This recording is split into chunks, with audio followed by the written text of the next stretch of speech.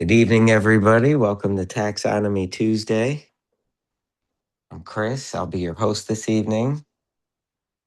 As usual, if we could start with people sharing from their own devices, that's always handy. Does anybody have anything they'd like to start with?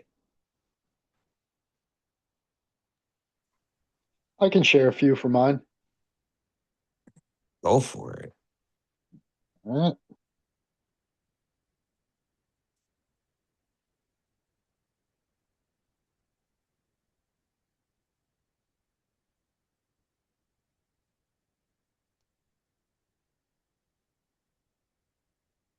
Can you see my screen and hear me? Yeah, there's some. Oh, there you go. I'll go back to that one because that is one I wanted to share. Is it better this way or this way?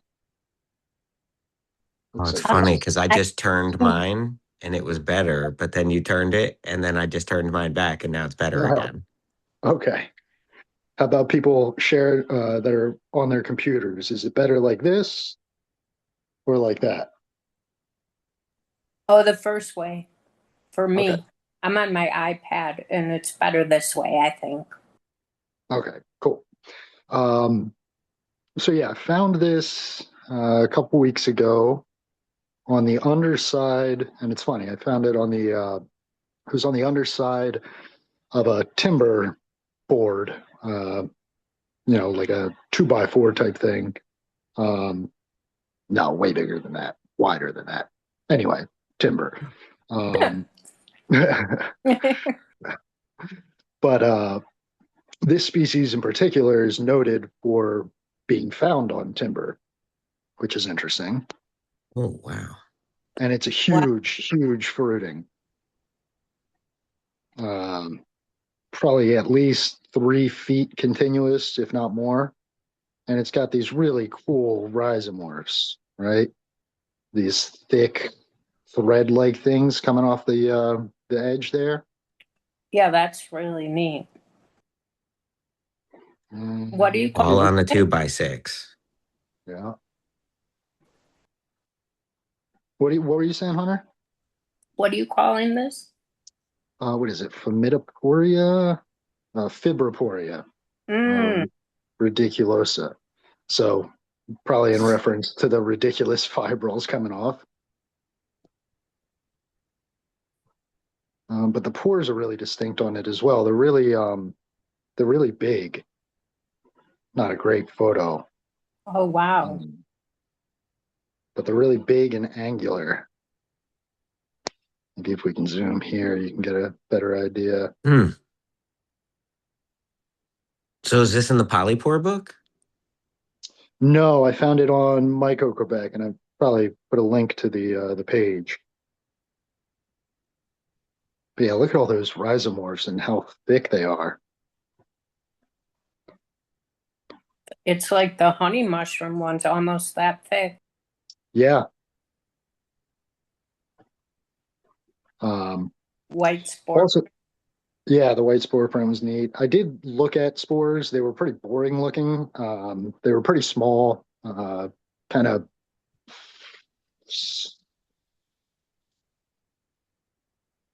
somewhere between ellipsoid and kind of like more elongated, kind of like elongated ovals. I don't know. Um, but yeah, it seems like it's a pretty solid match. And interestingly, this I was just reading an article. Um, it has anti metal properties. So I guess a lot of wood is treated with nanometals like copper and zinc and silver. Um, and this species is very resistant to those type of treatments for timber preservation Where was that board? in a hardwood swamp Oh, in a hardwood swamp in the Pine Barrens. So it's like a boardwalk?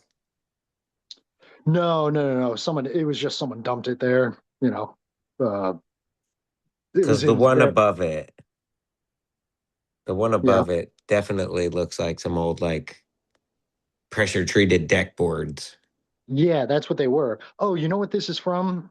Uh, I think I saw Jason was here. This is from that bridge, probably that someone illegally made back in the hardwood swamp back there. Yeah.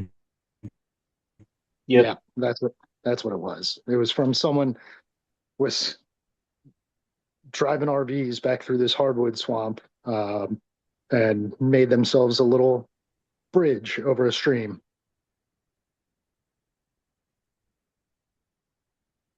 But yeah, thought that one was cool.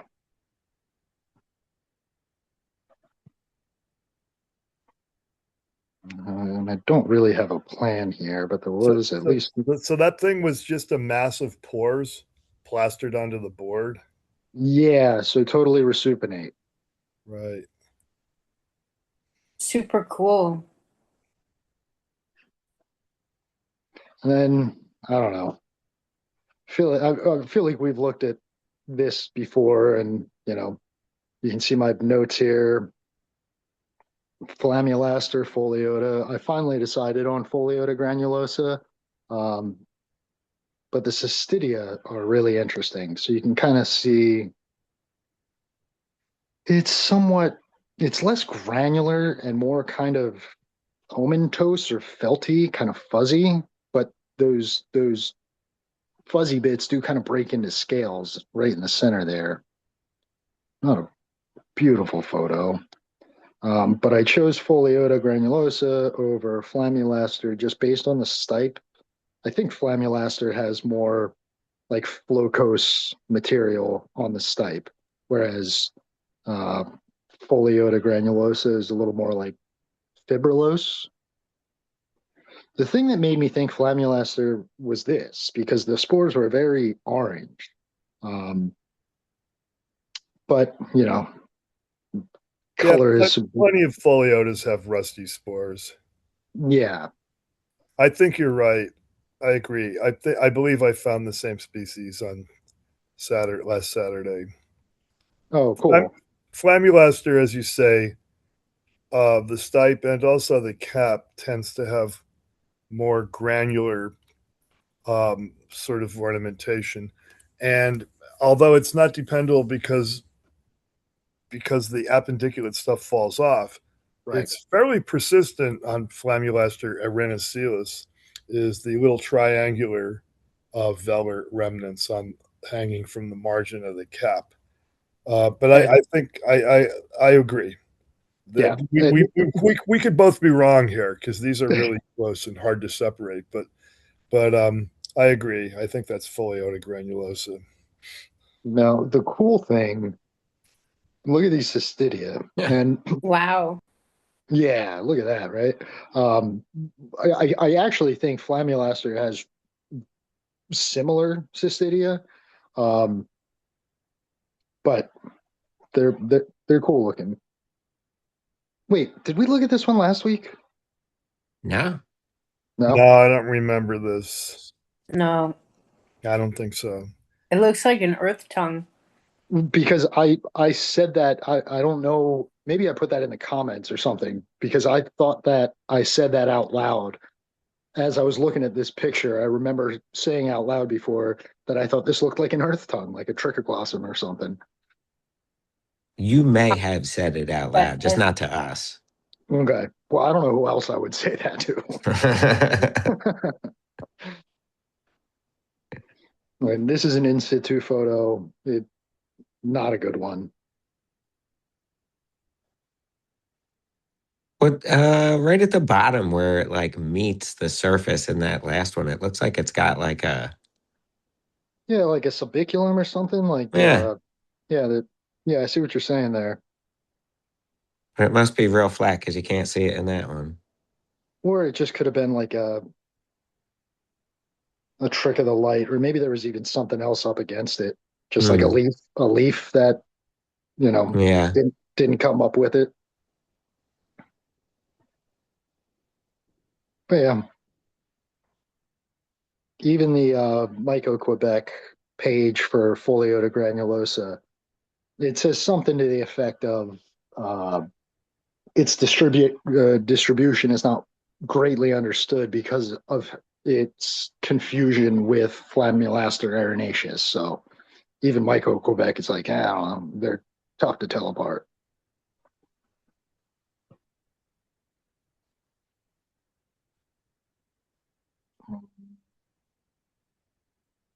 And since Jason's here, this is that thing that was on oak. These are teeny, teeny, tiny. Was wondering if they were a calicioid fungus, but I'm pretty sure they are not. Even one of the non-lichenized calicioids. Pretty Yeah, they're interesting. too irregular looking. Say it again. They're too irregular looking. The heads are not, round and smooth. Right. Cool. And they have these kind of the stem, if that's what we want to call it. All of them had these kind of undulations to them, right? They weren't perfectly either straight or even pointed. They had these bulbs coming out different spots. And this is in situ, not a great photo, but you can see why, like this one in particular, that looks like a calicioid fungus, but once you get it, that one is actually this one, I think. It was just the angle that made it look more, capitate, subcapitate, but this is more flattened, like a, I don't know, toupee.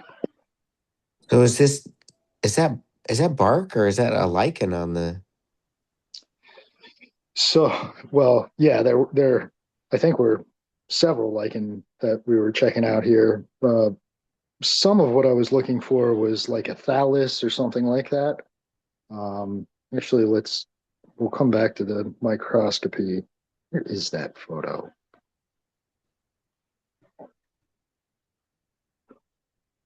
I guess this is the best one. I didn't get a better photo, but that foot there, there is an element that is actually flat up against the surface of the bark. But yeah, I guess it's kind of hard to make out there. Couldn't really make much out of the microscopy. And I've found something similar before that was just kind of indistinct under the microscope. It does have most likely conidiaspores because I couldn't find any asci. And they're boring subglobose.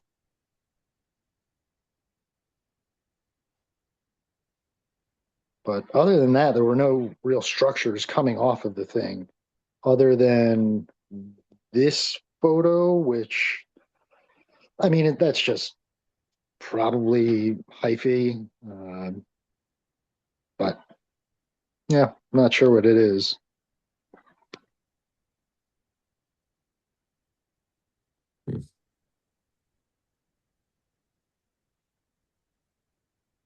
So you're still not sure what it is. Nope. I Okay. don't even know. I don't even know what family to put that one in. What family was that polypore was a Polyporaceae, or the Ada one, Yeah, whatever. let's I have a was look. curious.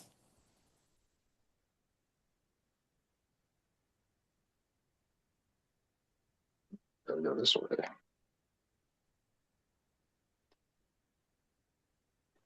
Oh, look at that. Fibroporaceae. Cool. Does this taxon have no photos? Yeah, so Polyporales, Fibroporealis, Pseudofibroporia. Interesting. Good question, huh? Thanks. Yeah, I'm sorry, my I think it's the Zoom app is not working too well for me. You got full There bars, you I could go. tell. Yeah. And we didn't look at this one last week. I've everything for the past Oh, wow. 2 sessions. Yeah, so this is Penicillium vulpinum. It's on deer poop. Uh, pretty cool Always on looking. that. Yeah.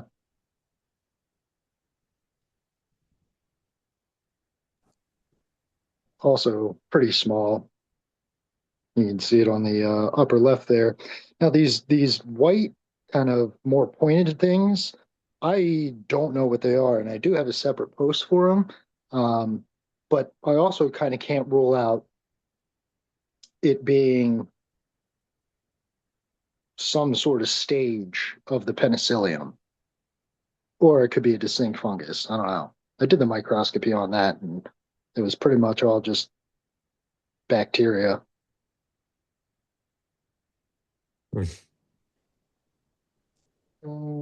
Just because it's a cool mushroom and probably something that's uncommon. This is our Pretty picture. thank you. Yeah, Boletus purpureorubellus. The interesting thing here is this is, I mean, the Oh, wow. isn't that cool? Yeah, look at that. Looks like a Suillus. Well, that is textbook boletinoid, right? The way you describe those pores. Correct. Yeah.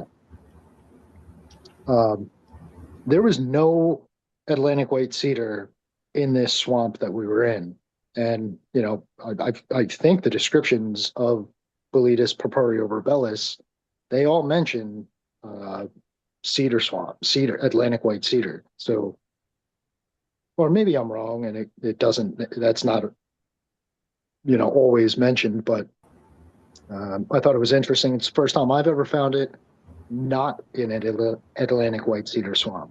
So. Is Yeah, this thing barely an inch across? but remember that the species is not mycorrhizal, and it was described from Alabama back in the day in the 90s. And I'm pretty sure that there is no Atlantic white cedar in Alabama. So this is a Right. saprobe, and it just prefers wet, boggy environments. The trees don't matter.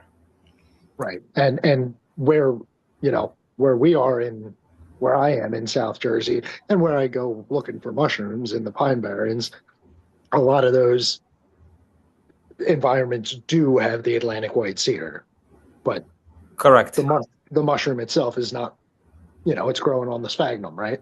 Yeah, well, I'm not sure about sphagnum. For me, it was just growing on wet dirt in a cedar swamp. But interestingly, the first collection made in JMA by NJMA, and that was maybe like 10 years ago, maybe even 12, also came from a swamp.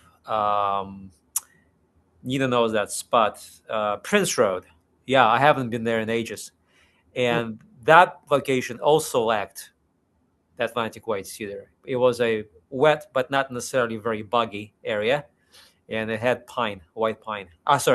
Pitch pine, and maybe some hardwoods like tupelo or something like that, or maple. So there was no Atlantic white cedar, but it was a wet environment. And I have this collection on the Mushroom Observer. I just don't remember the amount number, but you can look it up easily by searching it. Sure. All right, cool. Any idea on what genus this will eventually? Yeah, well, to? this is something that, Colin has sequenced, a lot of collections, including type collections. And it seems like this whole business of Chalciporus and Boletus is a mess. Morphologically, Chalciporus and Boletus are very different. Boletus is very woody, and it prefers to grow with conifers, and it's a saprobe too, I think, or a parasite, whereas Chalciporus traditionally is soft-fleshed. But genetic or phylogenetic results have shown that this dichotomy is not supported by DNA. And in fact, a lot of things in Chalciporus clade in Boletus. I'm not sure if it's vice versa. So we don't really know how to interpret that data and whether it's going to be collapsed into one genus or there's going to be still two genera, but there's going to be a mixture of morphological species in there that doesn't follow the line of the genes. So this thing, apparently this thing is a Boletus. I refuse to believe that. I think it's not, I don't think it's Chalciporus, and I don't think it's a Boletus. I think it belongs in a separate genus, my opinion. The sampling is poor in that section or in those genera. I think we need more data. And once we get additional collections, we'll see that things are going to fall into the correct line, which is morphology. Now, this thing, I still think it belongs in a third genus.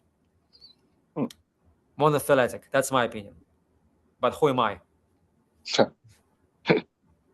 Can I get a little more explanation? First of all, so this is classic boletinoid display on the pores.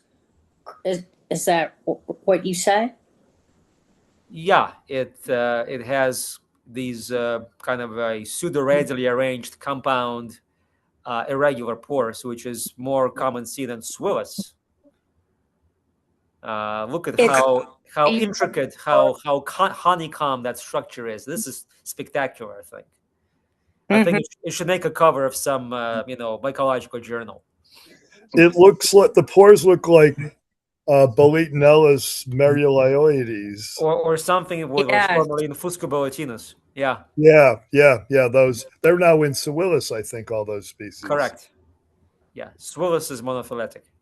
So practically speaking, it doesn't really give us much identification-wise to put into a genus. It's it's a polyphyletic or it's a plesiomorphic trait, meaning that it evolved and independently many times throughout the evolution of Boletus.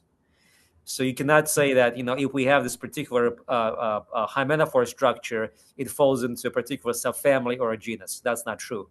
And a good example of that is with Phylloporus, which has gills, which is still in Boletus, by the way, as well as Phyllotelopsis, or what's that thing now?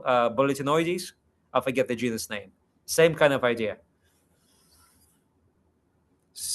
Thanks. Yeah, and I went back on your question to the first photo here because those pores are on multiple levels. Like they're so you can kind of see you're missing the second level of pores. Oh, no, that's probably a third level. It's a pore within a pore. I mean, it's a honeycomb structure. It's not just like So the point I also want to make that both Chalciporus and Boletus are at the base of Boletaceae. They are primitive boletes. They're extant species, but those are essentially the basal lineages together with Pseudoboletus, which of course is a parasite. And here we go. Boletes used to be both parasitic and non-mycorrhizal, and mycorrhizal associations have evolved later on. Was that a question? No, sorry. I have a lawnmower going in the neighbor's yard. I thought somebody said something. So keep that in mind that, again, when we look at the boletes or any other genus for that matter, in the kingdom of fungi, we're only seeing species that are extant. We don't have any information on extinct species. So we don't even have any idea how complicated that tree can be, because without those missing species, we are probably lacking the full understanding of the evolution of Boletaceae or Boletus or anything else in the kingdom of fungi. Fascinating. We only deal with what we have. We don't have something which is extinct. So when we make those relationships based on whole genome sequencing or just a few genes, they are only reflective of what we have. They're not reflective of the actual past or the entire history of that family. And this is something you have to keep in mind all the time. Wow. Thanks. Yeah, and it's beyond Boletaceae. That is true of most fungi that have gone through these different stages of evolution. One good example I can think of is Polypocladium. Many species have jumped from different hosts over the millennia. Some of them only grow for a couple million years on Elaphomyces, and then they evolve to grow on insects, and they'll jump back to fungi, and that's happened several times with species of Polypocladium. Mm-hmm. All right, cool. Yeah. Thanks for letting me Excellent. share, guys.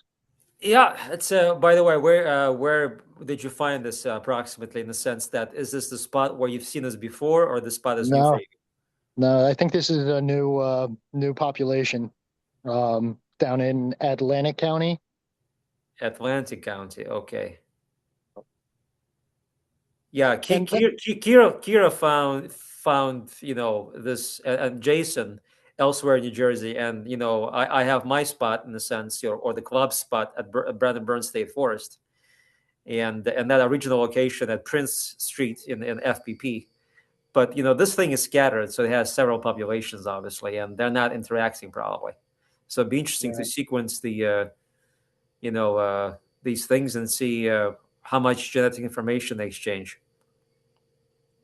Yeah, I wanted to actually ask you that.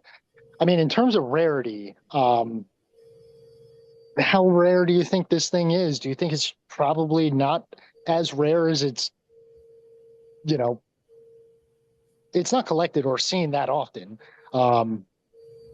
But is that a product of, I mean, we were deep in a swamp, a place that not many people are going to go looking for mushrooms. So maybe it's a product of just being in these isolated swamps. Yeah, but it's scattered around in New Jersey. I'm actually looking right now, looking up the distribution map of the species on Mushroom Observer, and all the collections, without exception, have come from New Jersey. 11 of them. Wow. But I haven't looked up INAT. Okay. Well, there's only I think there's only 12 on I because I was looking at that recently. Well, let's look at it right here. Yeah. You work your I think side of the there's only street. 12. So Oh, there is no interaction with salt water in these marshes, is there? No. No. Okay. yeah. And I'm just looking this up on in Index Fungorum just to tell you where it was described from, what state.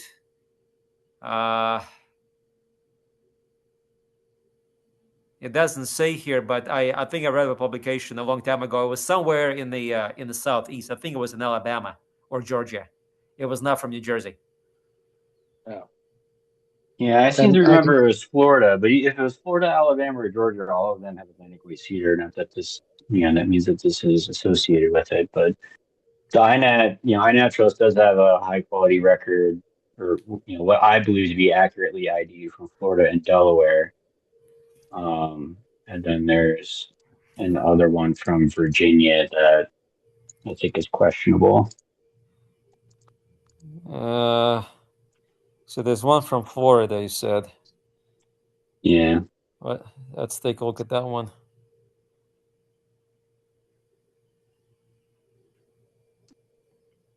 Yeah, it's believable. Remember, there's probably going to be some kind of a collinal variation. Yeah, I think this is correct. Mm-hmm.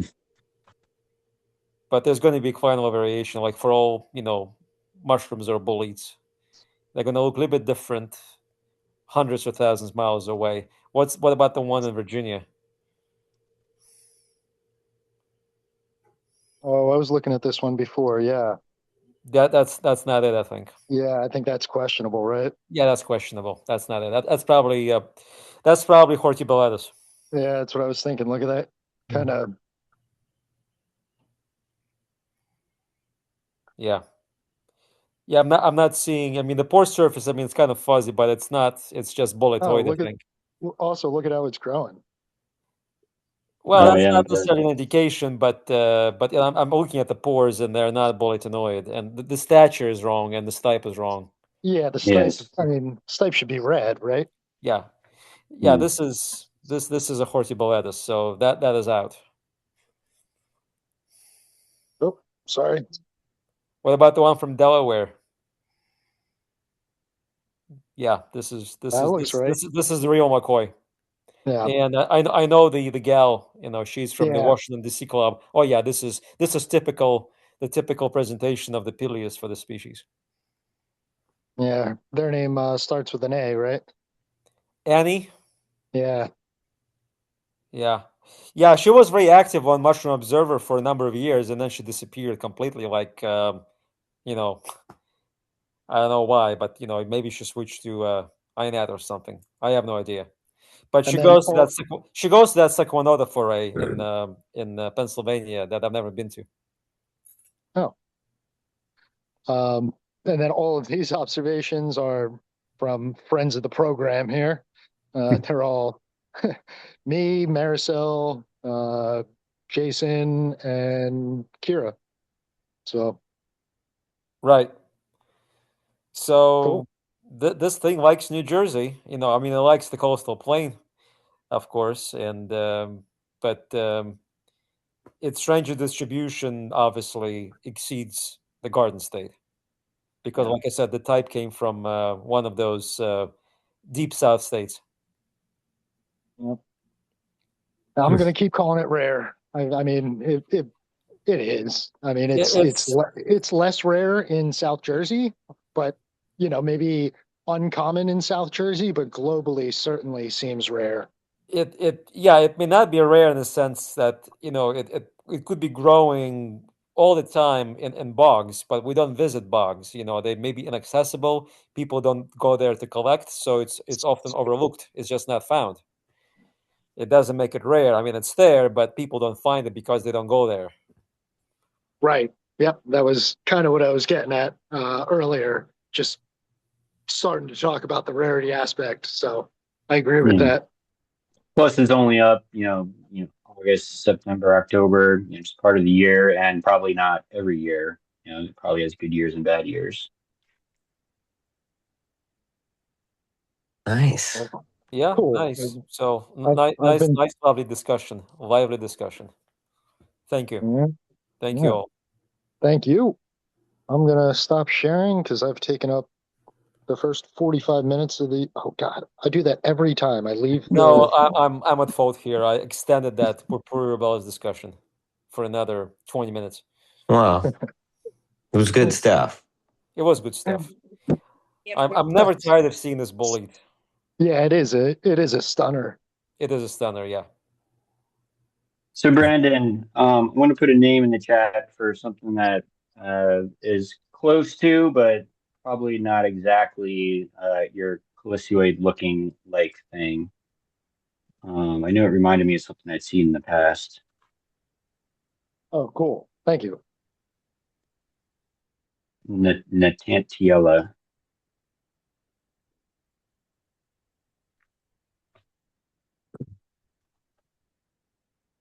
Does anybody else want to share from their machine? Or should we hit some mail? I can share. Go for it, Hunter. Okay.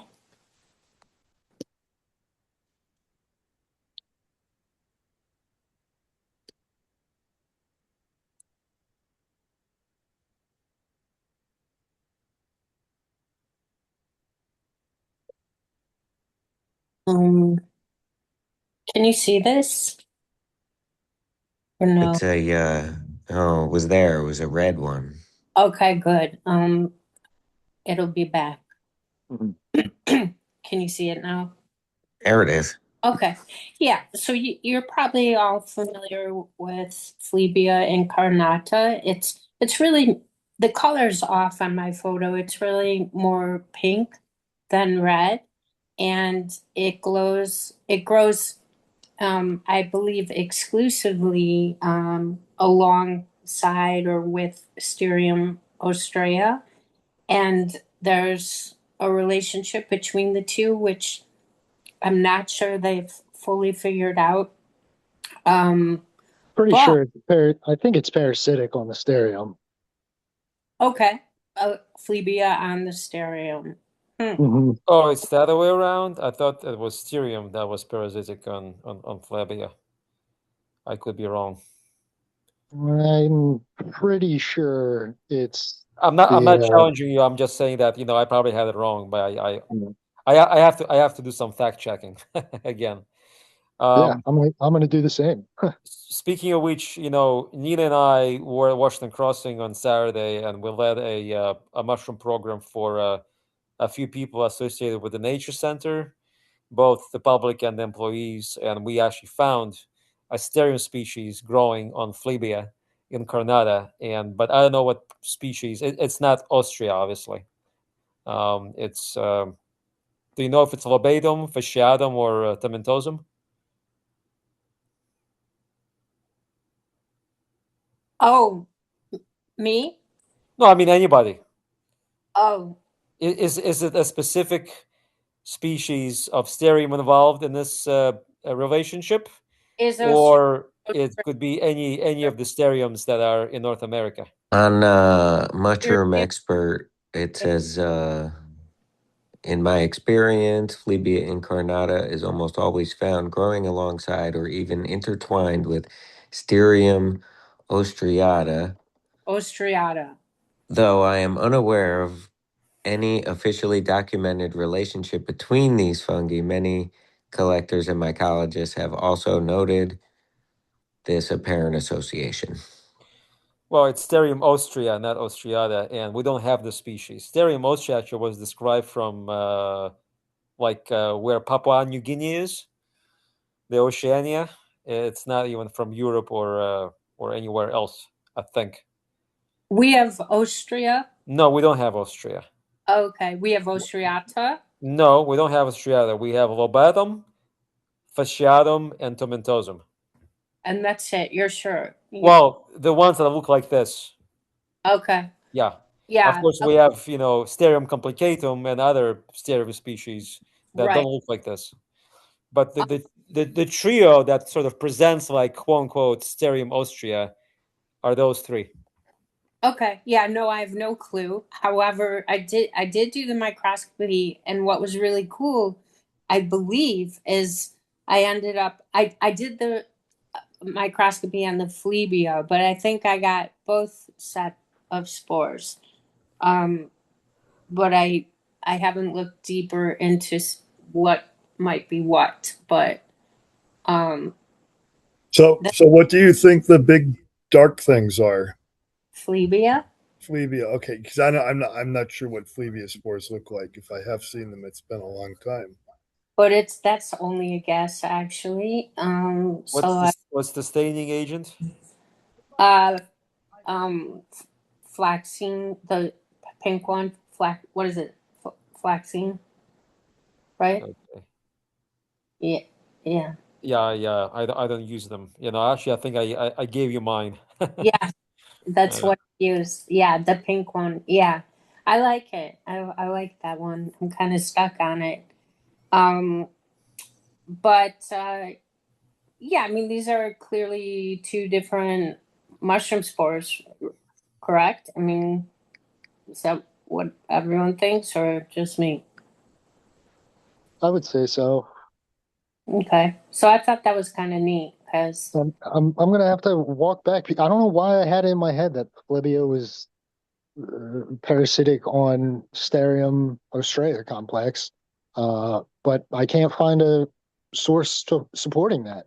I could have sworn I that read that was the relationship there, but yeah, most things say it's not understood. And that Phlebia incarnata is a saprobe, a white rotter and saprobic. So yeah, I'm walking that one back. interesting. That's why we come here to learn stuff. Well, AI says on the nature of relationship, while they frequently fruit together, Exact biological or nutritional dependencies between Phlebia incarnata and Sterium remain unproven, though both act as saprobic white rot fungi break down wood. The spores are supposed to be smooth, elliptical, enameloid. Do either of these fall into that? The ones in the back, the smaller ones, kind of. Okay, so then those are probably the Phlebia then, maybe. Yeah, the bigger ones kind of look like ascospores, maybe. So maybe there was even something else going on in there. It did look like there was maybe a third thing.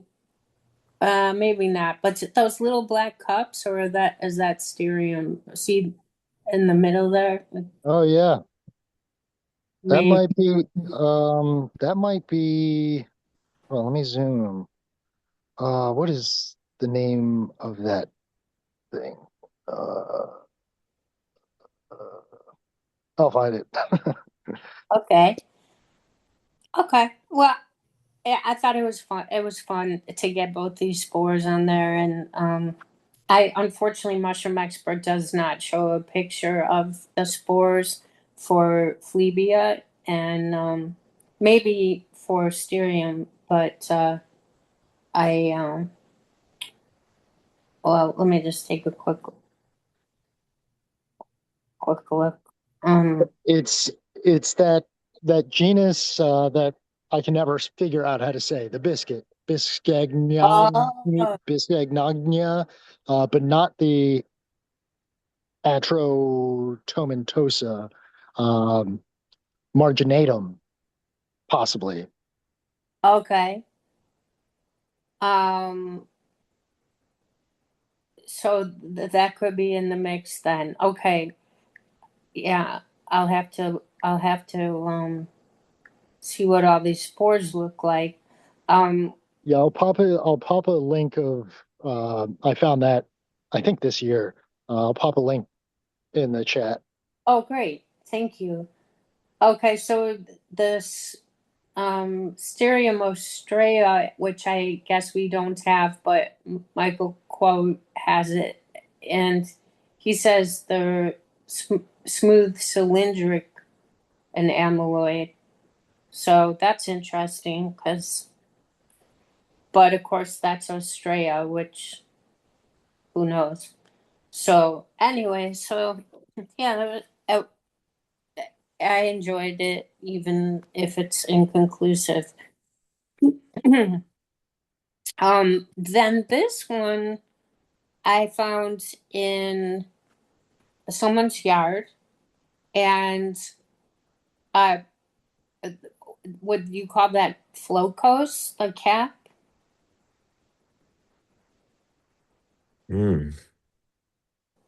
Yeah, I think so. So It was there's real powdery, and it was growing like this, and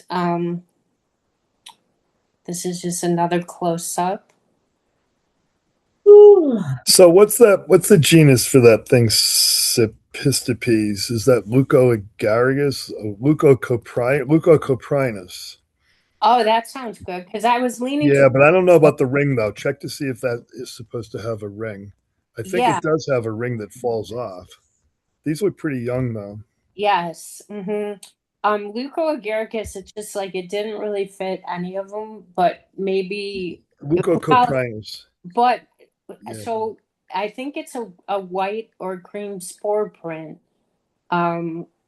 Yeah, Would- leuco means white, and it refers to the spores. So, Okay. because coprinus have dark spores, all the Yeah, coconut mushrooms have dark spores. that's what it is. I'm pretty sure. I'm seeing a picture that Do looks you see? just like it. Does it have a ring? Does that species have a Yeah, ring that it, passes? you know, Okay. it looks like it could just easily fall off, but well, it's funny because they're just showing all the different groups. So I mean, all the different. So sepistipus, is that what you're thinking, or Yeah. Cryptopsia? Usually that grows in clusters. So this is a little bit unusual. But it does. So what's that thing, Burnbomii? Is that also Yep. Leucocoprinus? This is not it, but this reminds me of it. It's just a different color. Yes, it is. I believe so. The You plant. know what? There's this flower pot mushroom That's that's it. a Leucocoprinus. Burnbomii, the plant pot dapperling, or yeah, Mm-hmm. that one's yellow. It's always yellow. But there's another one. There's a white one, a small one that grows in flower pots. I forget the name. Oh. How big was this? Let's see. It was probably about 5 inches tall. That's pretty big. Yeah, they were substantial. How do I get back? It could be a Lepiota. Yeah, I looked into Lepiota and Leucoagaricus both, and I really couldn't find the right. Neither of them seemed right. So I'm kind of I did the spores, kind of liking this Leucocoprinus. Is that in Meltzer's? I believe it might be, but it's probably because those look like they're dextrinoid. If it's in Meltzer's, that's the color of dextrinoid spores that start out white. They'll get really reddish purple. In flaxine. Oh, fluxine. Okay, yeah, that's a stain. That's just I did break out the Meltzer's this week, but I think this is probably the flaxine. Okay. Yeah. Okay, I will look into Leucocoprinus. I think that is probably the right place to be at, for sure. Thank you so much. Yeah, it was real pretty. And then this was really interesting. So I found another Earth star, and I was calling it rufescens. I can't open it for some reason. It's like stuck. I think I just keep pushing it. There we go. I thought it was rufescens, and then someone came on here, John Steinke. Do you guys know him? Yeah, I see. I run into him on Mushroom Observer. So have I. I guy, I think. Recognize the name, but I don't think I've ever interacted with him. Okay, so he's saying he thinks it's this Geastrum smardae. Oh, that's right. He's an Earth Star guy, right? Yes. Yeah, he has proposed on my Earth Star. And if you look it up, first of all, it's not in the Bassett book at all. It's really not. It's not in Mushroom Expert. And talking, there was some thought that it was extinct actually, and it's apparently a really rare find. And so, and it sort of had this almost like I can't really say I've held a sclerotia before, but what it had this like thick base that it was growing out of, and then it has this tight collar squeezing the neck. That's pretty interesting. Yeah. And these are the spores. And so I emailed John to find out more. And I actually think I want to try putting some of the spores in a petri dish, because if it's that rare and like even thought to possibly be extinct, I want to try to grow the mycelium and like transplant it in my yard or something. But at any rate, I'm real curious to hear back from him and learn more. I think this is Meltzer's here, possibly. I may have used it here. So that was probably the most exciting thing. I did find this, I think it's Lanmaoa. I had a name for this. Starts with what is it? Rubissima. Oh, it's not. I thought it was something Not different. pallidorosea. That name Oh, is it's not. that name is a junior synonym of rubissima. Oh, okay. Rubissima. Yeah. Oh, okay. So, but that would be the same as pallidorosa. I mean, but the correct Pallidorosea, correct. Yes. pallidorosea. Okay. Yeah. Yeah. Pallidorosea was described by Ernst Both in the late 90s, whereas rubissima was described from Michigan, I think, by Smith in the early 70s. Oh, okay. Yeah, cool. So this had the beef bouillon smell. It did stain, but with pressure, but returns to this and was kind of not real quick to stain on the flesh or pores. That sounds right. It's not a vivid stainer, and it's very patchy and not very impressive.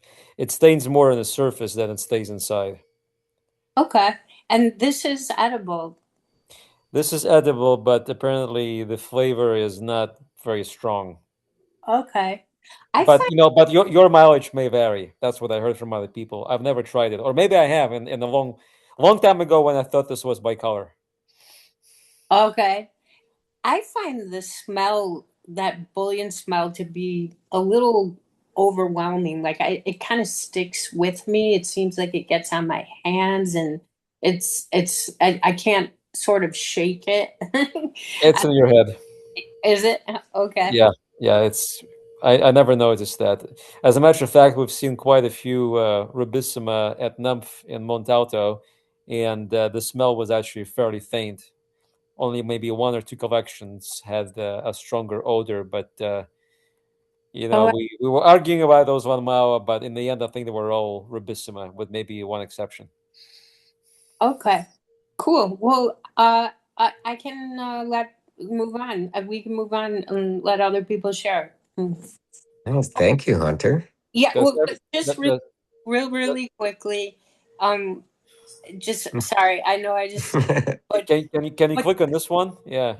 well, this is the background is the cap of another Lanmao, I believe. Oh Is yeah, they can grow very large. yeah, Yeah. the biggest mushroom I ever found. Yeah, and this is probably, I would say, Aureoboletus, innixus, and company. Okay, Uh, Indixus, innixus, I Indix. N N Oh yeah, yeah, yeah. I X U S. Yeah, Okay, innixus. Did you smell this one? I did, was it supposed to smell bad? um, Not bad. Witch hazel. witch hazel is kind of a very penetrating chemical odor. Yes. Oh, okay. So that's It, way it's not disagreeable. It's just very pungent. okay. Yeah, I didn't find it disagreeable at all, but yeah, kind of fresh. Yeah. Okay. Sounds good. Thank you so much for letting me share and for the IDs. Yeah, Um, one last comment about Lanmaoa rubissima is that when it's young, its flesh is so hard it's almost like cutting through cheese. oh wow. It's a firm mushroom. Yeah. Very firm, yeah. Yes. Hardy. Yeah. Yeah. And then one really last comment. Let's not forget it's the closest relative to Lanmaoa asiatica, which is allegedly a Little people. hallucinogenic mushroom. Yeah. Yeah. Well, that's good to know. And So yeah, next time, just try it raw and see what happens. you know, See, see Lilliputians, right? yes. Along with some nausea and vomiting, probably. Yeah, I wonder about that. I don't know, but Everything's got a cost. I don't remember hearing about symptoms other than the hallucinations. same, I spoke to Colin Damnauer on our way to Nymph, Right. and I asked him whether he ever tried raw pallidorosea, and he said, "Why would I want to do that?" I said, "Well, don't you want to see those men?" And he said, "No, but it also, clinically, it's been described, in a couple of Chinese papers that these symptoms also come along with nausea, gastrointestinal disturbances, and apparently, okay. and the hallucinogenic part lasts, up to 10 days. Right. So he didn't want to experiment with that. That's a really long time. Yeah. Yeah. So I do didn't not realize. eat I didn't hear the 10 pallidorosea day raw. period. Oh my gosh. Yeah, I won't be eating it. Yeah. Well, Igor, aren't those symptoms also reported from cooked No. Lanmaoa? No. He ate the Undercooked. cooked one. He ate the cooked one and Asiatica when he was in China, and he was fine. And so did Janet Yellen, by the way. It's widely spread. I mean, it's cooked throughout Asia. I mean, Yeah, it's a highly prized edible. It's found in markets, right? Yeah, yes. and it's interesting that its next of kin is really lacking the flavor, or it's much inferior. Rubissima. But you, like I said, your mileage may vary. Maybe you're going to find the rubissima very flavorful. Have you ever eaten it, Dave? Excuse me? Have you ever eaten rubissima? No, all these like bicolor lookalikes. I mean, I sort of learned mushrooms from field guides that warned against eating most of them. So, I mean, I should try pseudosensibilis because Scott says it's really good. Scott Pavel says it's really And good. also And by the way, I asked Scott if he parboils his Lanmaoa, and he said no. No. So I'm going to try them out. Well, I did see Shihang is here tonight. This means her research went well. Yeah, Shihong liked pseudosensibilis from last year. So yes, I'm still alive. Research goes well. Nice. Yeah, but that species is listed as edible in Bisset's field guide. So Well, we have some stuff in the mail. Cool stuff, Hunter. I do have two. Yeah, you wanna kick off the Sure. Since we're talking about the limo, I have one. I wasn't sure what I have there. let's see it. share the screen.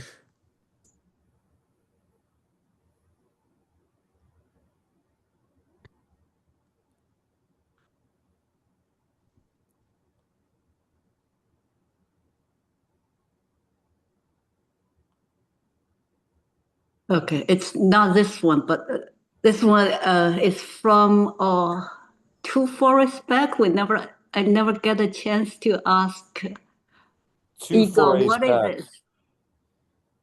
2 forays back. Yeah.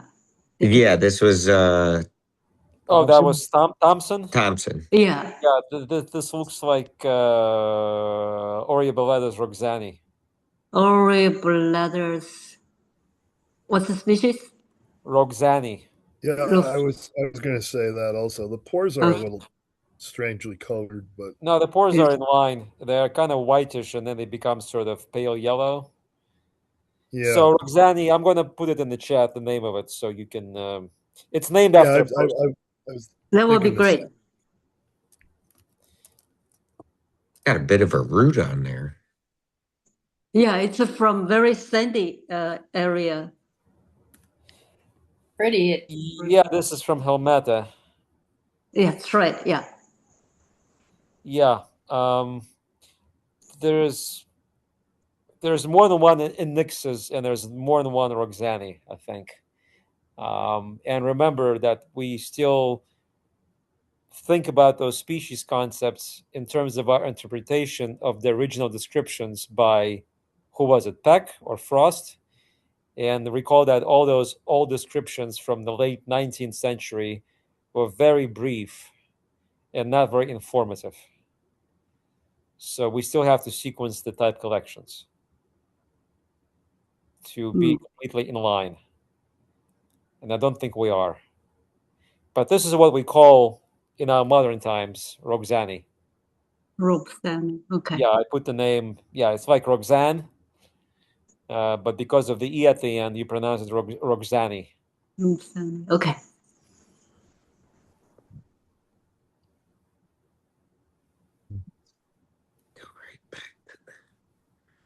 Is that consumed? Yes, I've eaten both roxanae and innixus, or what I thought was innixus. Aha. Okay, so this one I find under an oak tree. There I found a whole bunch of them. And Oh the yeah. color of the cap just varies. Initially, I thought it's definitely one of the Lanmaoa. They It's not. remind. It's not Lanmaoa. This is Pulchroboletus. Most likely, where did you find this? Was it closer to the coast or more inland? Inland. This is at the Colonial Park near a pond. Well, there are two species. Pulchroboletus sclerotiorum, which is described, and by the way, that name is going to be going away because there's an earlier name to replace it, which is Bicoloroides. And there's a new species of Pulchroboletus, which is related to it very closely, which we dubbed pseudosclerotiorum. And that tends to grow more inland with deciduous trees. But I think this one is just sclerotiorum. Can you type in the name, please? Yeah, of course. And when you cut them, you'll see that the tubes are very long. They cannot be Lanmaoa. Yeah. Yeah, the tubes are the longer side, and it does turn blue slowly. Then afterward, it just turn back to white color. Yeah, and the bluing is kind of not very intense. It's kind of more grayish That's right. blue than Yeah. blue. Mm-hmm. And the cap color varies from bright red all the way to kind of a powdery white. Yeah, yeah.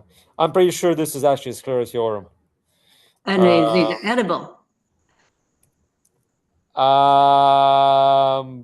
Nobody knows what the edibility of these species is, but people tasted it raw, just nibbled on it, and it was tart. It was kind of lemony. Okay. But remember that Boletus miniato olivaceus, which is a relative, which is also in Pulchroboletus, that species apparently is possibly toxic. Okay. So I would not really want to try these ones. All right. So Igor, you said this was called Bicoloroides for a while? No. Nobody knew this was Bicoloroides until the type of Bicoloroides was sequenced. Oh, I see. Okay. So this species was described by the Bessettes as Pulchroboletus, them and M.E. Smith, a professor from Florida. And they called it sclerotiorum because it formed these sclerotia in the leaf litter or the soil. But then eventually, when Colin Damnauer sequenced type collections of all the boletes in Michigan from Smith, he found out that Bicoloroides is a match to sclerotiorum. Okay, yeah, because this does not fit the description of what was called Bicoloroides in at least one of the Beset field guides. So these have a sclerotia that they grow from? Yeah, when I found pseudosclerotiorum, it had copious mycelium on the leaf litter, like layers. They were not sclerotia, but they were clumps of thick mycelium. So maybe that's what sclerotium is. It's not necessarily something which is more well-defined, like a ball of something. But yeah, this looks like more like sclerotiorum as opposed to pseudosclerotiorum. Typically, you can separate them by geography, but sometimes there's overlap. If you're finding these like very, very far inland, chances are they are pseudosclerotiorum. If they're closer to the coast, they are sclerotiorum. But if you're in Michigan, which is a maritime state because it is surrounded by the Great Lakes, which is a huge bodies of water, you find both species in there. I've sequenced them. So it's a very attractive bolete. Again, it's from the quote-unquote bicolor group because it's both red and yellow and it blues. But I will be very cautious about eating it. Okay, good to know. And I'm typing up the names for you right now. Great, thanks so much. Nice. Well, be safe with these, Shihong. Yeah. Before I stop, the mushroom counter show on the grass. I was distracted by a photo.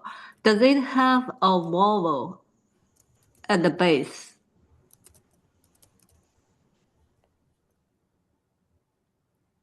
I'm sorry, could you please repeat that? The white powdery mushroom Hunter showed. Does it have a volvo at the base? Oh, the one A vulva. Yeah. No, there's no vulva. Yeah, no, the one I showed, the Leucocoprinus, right? Yeah. Okay. Yeah, no. Yeah, what I remember, I saw a similar mushroom in our community garden. It's very powdery and it grew to really my shoe size.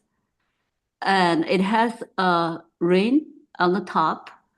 And I think I also saw a wobble at the base. So I don't know if it remind me, it just, I cannot put it anywhere. I have photo on my phone. I can. You should share. It Let me sounds see. like an Amanita would have the vulva and Yeah, but it's very powdery. The top looks almost like the mushroom you show. yeah. Kokiri is powdery, right? Okay, so I look up Kokiri then. Yeah, maybe. Copra is scaly. Polyperamus is powdery, but that doesn't really have a notable basal vulva. Do we have a picture? Because I still don't know what mushroom they are talking about. Oh, we haven't seen The Leucocoprinus that Hunter showed. But Shihong's mushroom, it would really be good Yeah. to see her picture. Yeah. We would need to see it. It's something. It's not. It's probably not the same as what Hunter showed, but it would be interesting to see. Yes. because most of the section, what is it, Rhonacensis is pretty dusty, right? Also, Well, all sorts of ornamentation on the cap. Some of them have big scales. Some of them are powdery or Yeah, I mean Lepidella friable remnants. classically, yeah, has Oh, a looks lot. like we're going to get it. Oh, good. Okay. Yeah, the thing about Kokiri and Subkokiri, they have huge recurving scales. They don't have powdery bases. Oh, it's a chlorophyllum, but there's no vulva on this. There's no vulva in this. No. Yeah. No, this is a It's different got a genus. bulb. It's got a bulb at the bottom, possibly. Some of the chlorophyllum have a bulb. And you can see that the ring is movable too. Yeah. Yeah, Chlorophyllum bruneum, I think, has a bulb which is marginate. Yeah, there's another one with the bulb also. Yeah, but that one has an abrupt bulb, and that could be mistaken for a vulva. That's a good point. Yeah, even the Leucocoprinus had like a little bulb, I would say, at the bottom.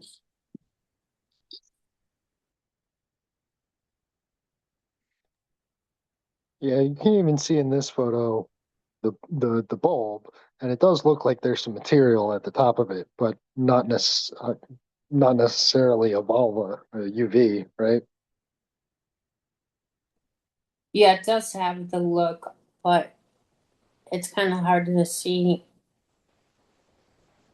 Maybe it got scraped up a little bit, emerging.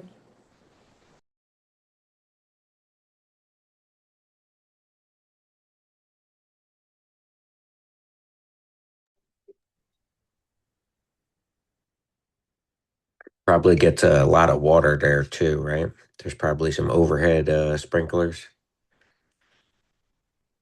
Yeah, I was just about to say everywhere in South Jersey, at least right now, it's like the second fruiting for chlorophyllum. They're in everyone's lawn. Yeah, I got my second fruiting out there right now. But mine are at the edge of my driveway, so they're they get beat down by the sun. It's crazy. So chlorophyllum Yes, molybd to all of that. molybdite. Molybdites. Molybdites. Yeah, we don't get it up here. I've only seen it once in Northeast PA. Once. Huh. In a really hot, wet summer. That's so funny because I see probably a couple hundred a day. I know, seriously. If there is a state mushroom, that's a Yeah, contender. that mushroom is annually near or at the top of the list of species designated by NAMA as causing a report of illness. You know, probably a hot, emergency room type thing.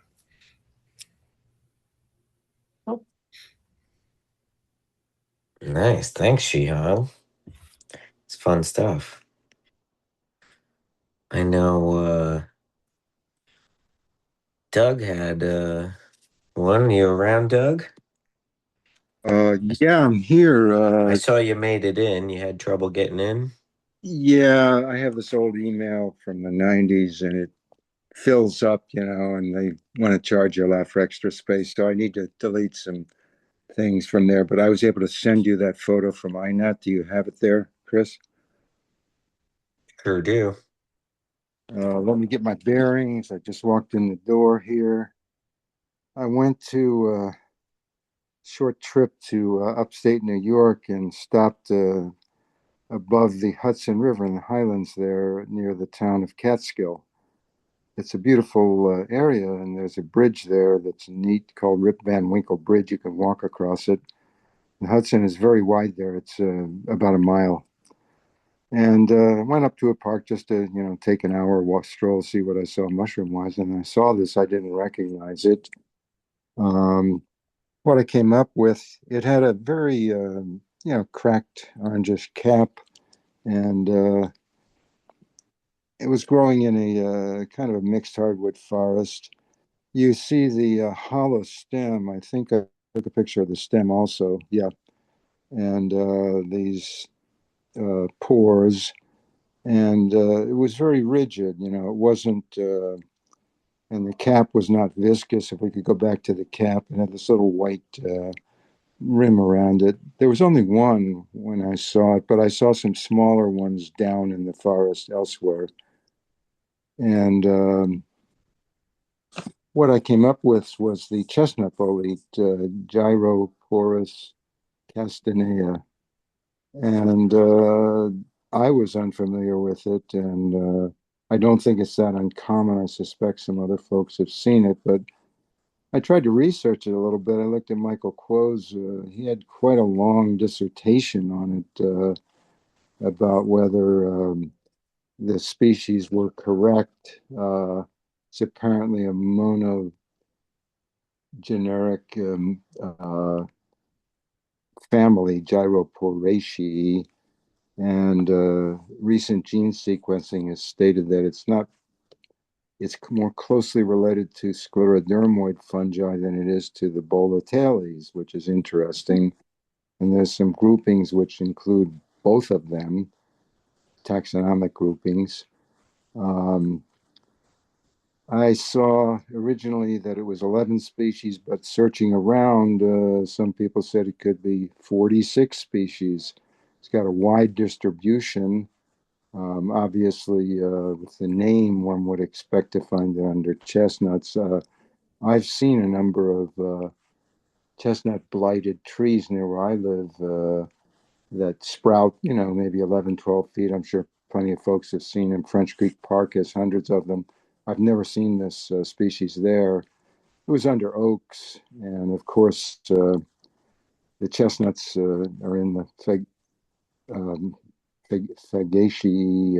Fagales clade, I guess you'd call it, the beech oak chestnut clade.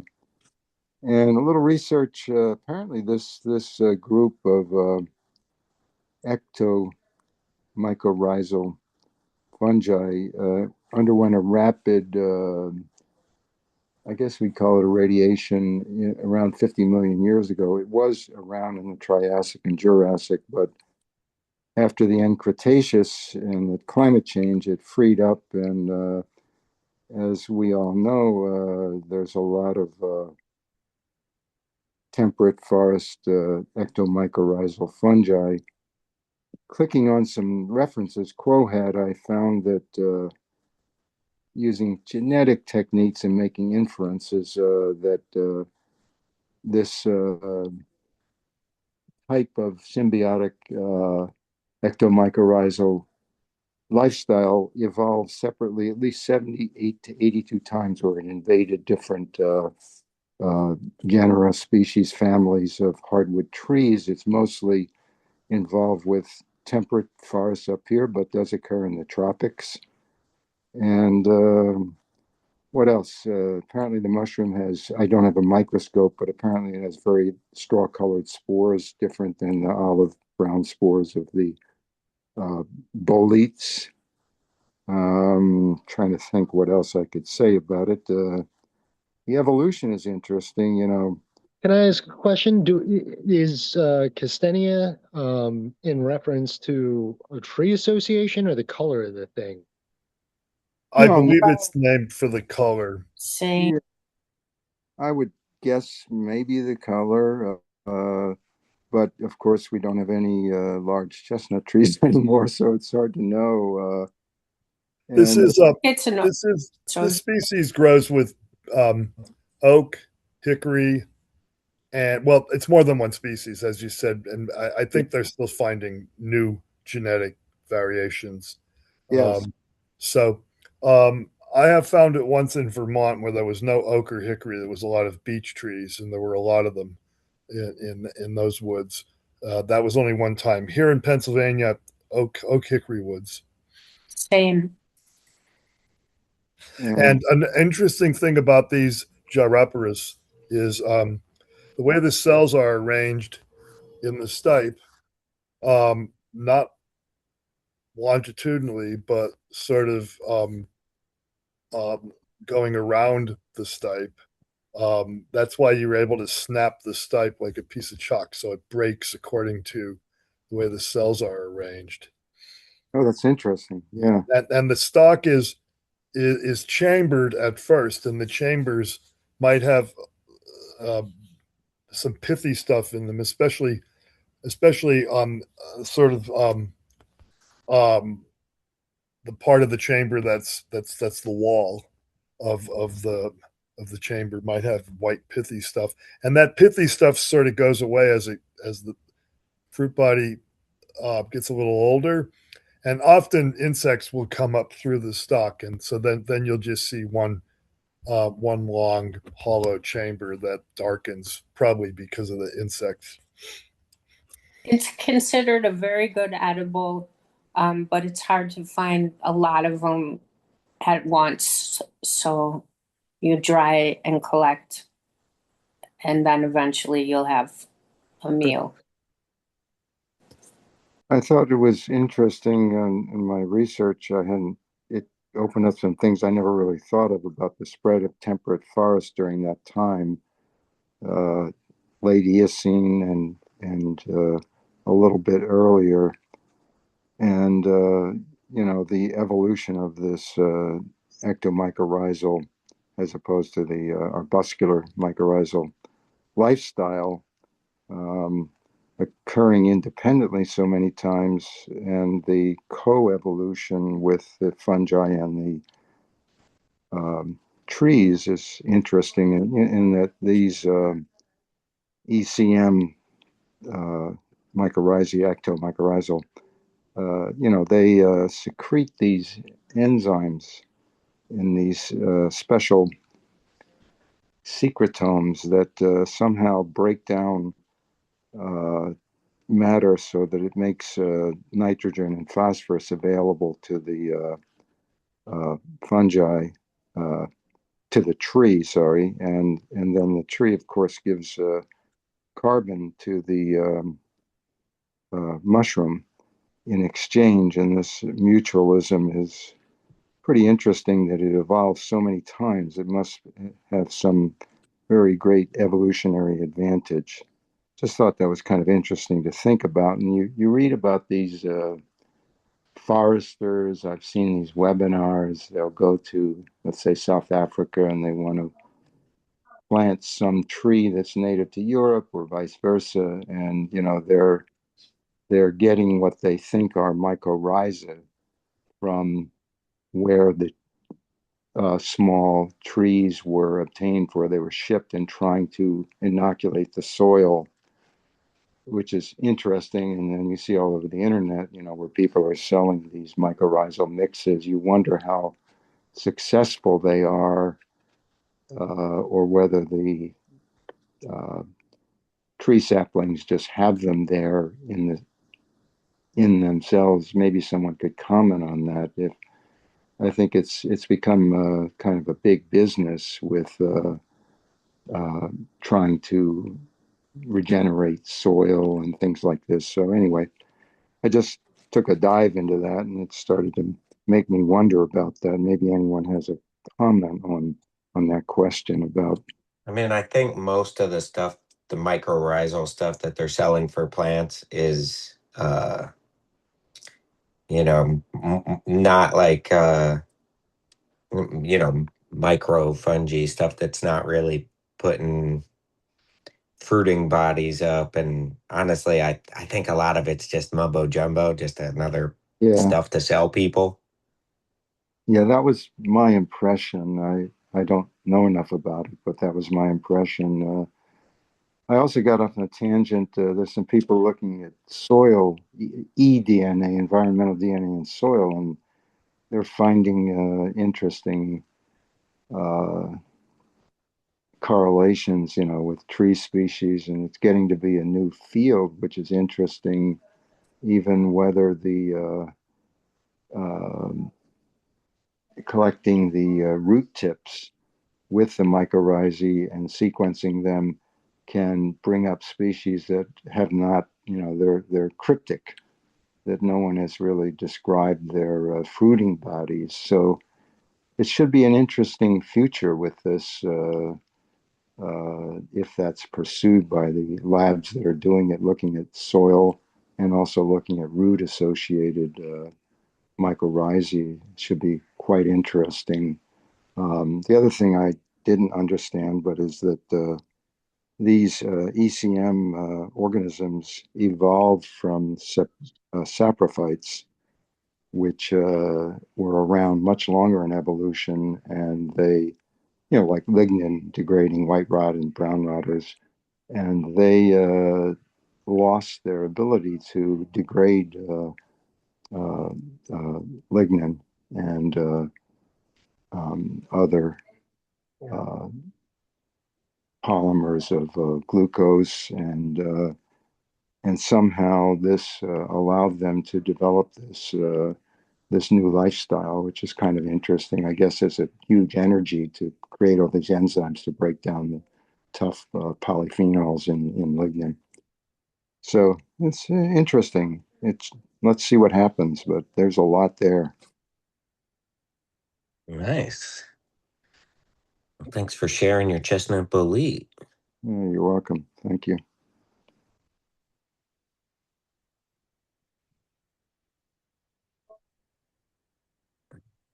Dave, are you ready for sharing?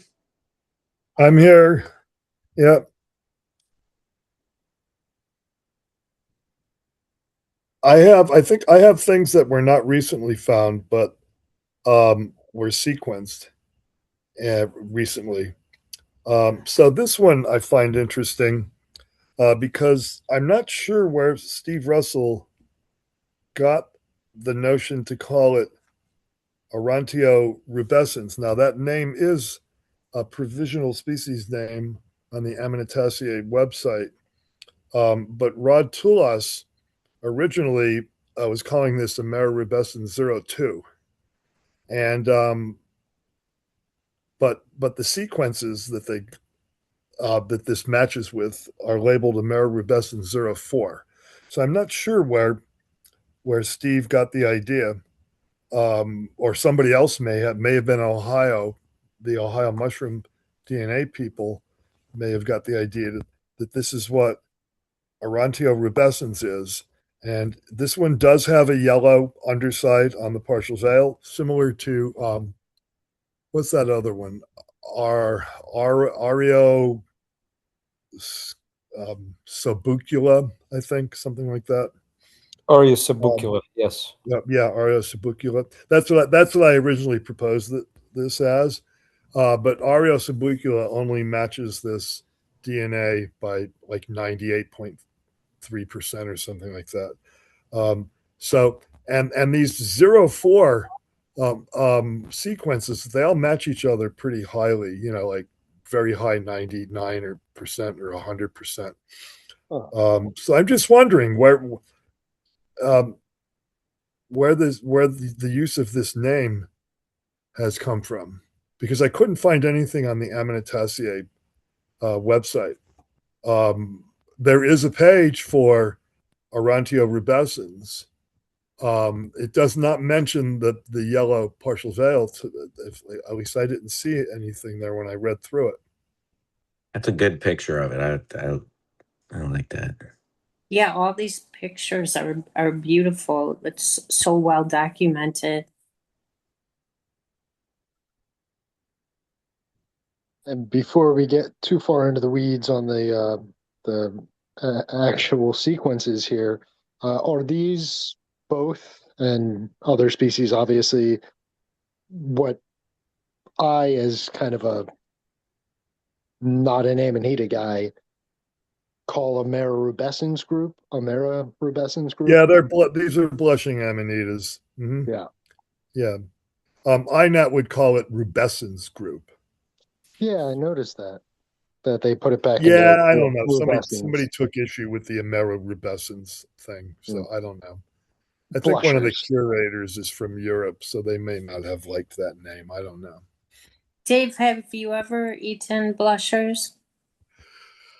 Yeah, a long time ago, I ate some blushing amanitas that I thought were really, really tasty. And then that same year, a few weeks later, I ate some other blushing amanitas that I thought did not taste very good at all. I probably ended up sampling two different species because, back then they were all Amanita rubescens. We're talking a number of years ago, 30 years ago. So, but I don't eat them anymore. I believe, I think Rod Toulas mentioned once, written or just in a conversation, that the rubescent amanitas, at least some of them, have a pretty dangerous toxin in them that probably cooks out, when you cook them. But it didn't exactly, make me want to eat any more of them. No. When I was, 30, 40 years ago, I was mainly interested in edibles, and I was just really wanted to try out a lot of different things. I don't do that much anymore. They're really nice looking, though. These are really, really nice ones. That's why I took a lot of photos. That was a really good example. Really nice. Those are cool. Yeah, I just wondered, Igor, you don't have any idea then about why this species name is being applied here? Which one? Aurantiorubescens. I'm not familiar with the species. As a matter of fact, yeah, it's on Rod's website, but I couldn't really find a justification. It superseded Aureoboletus 04, right? No, well, the photos, Rod, it doesn't say so explicitly on the website, but the photos that Rod has there of aurantiorubescens are labeled Aureoboletus 02. That's one of the things that made me wonder. I'm checking MO, and it says there that Aurantiorubescens the deprecated synonym is aureoboletus 04, not 02. Yeah, but I just wonder why. What was the justification for that? I'll be looking into this. You know, the first Yeah. thing I want to do is to remove Amanita species aurantiorubescens and replace it Amanita aurantiorubescens, Tulis, and KW Hughes. That would be the appropriate thing to do. I don't really like the notation. Yeah, that's what they do on INAT. Yeah, So, and when they import, they ignore the naming system that's on the Mo, and they but they basically propose duplicate names as a morphological variant. Yeah, well, they do that for non-profs. If it's not published, they don't give an authorship. Well, on MO, we do that with crypt temps. We do it with codes, Yes. non-profs. You have a choice if you create a name. Actually, you can provide an authorship, or you can just not provide an authorship. Well, I've been nuking all those SP whatever with a name because by an older convention we say Amanita aureoboletus non-prof, not Amanita species aureoboletus. Yeah. But again, I'll be checking all the synonymies again. Yeah, I agree. I agree with you. I think it's better to just allow non-profs to be non-person and say, who came up with the name. That seems. It was seems Tallis better and Hughes. So that's right. I mean, if it's species Indiana 05, yeah, that's fine. Right. But with actual physical epithets, I think we should go back to the older system. I mean, it's still there, but it's more ambiguous right now because people are creating these SP whatever names in right. parks. Yeah, and that's a good argument in favor of what you're saying we should do, because that would then separate these sort of randomly generated names from the ones that actual people have proposed as correct. It's going to separate nomen provisorum from cryptonomen temporarium. Yeah, that's pretty much similar to what I'm saying, but in a more technically correct way. Thank you. Yes. Yeah, we're on the same page. I know that. Yes. But again, I'll be looking up all these synonymies with these aureoboletus 02 and 04. Yeah, yes. If you find something, I'd like to know, because I spent a fair amount of time trying to find a justification for this 04 being aurantiorubescens, and I couldn't find anything. Rod usually says when he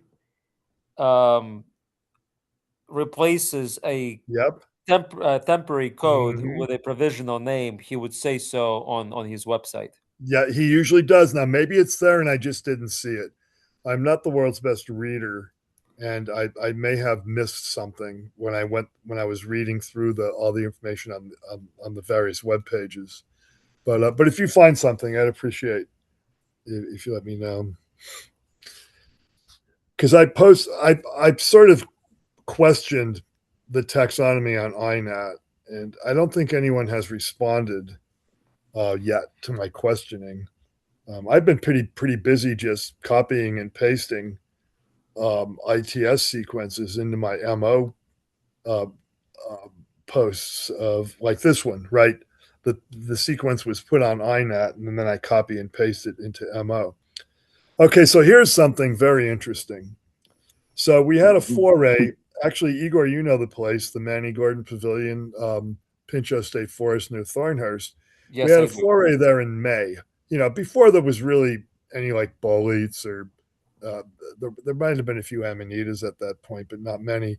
But anyway, a woman in our club who's like a really good mushroom collector. She's mainly interested in edibles, but she always finds really interesting things of all types.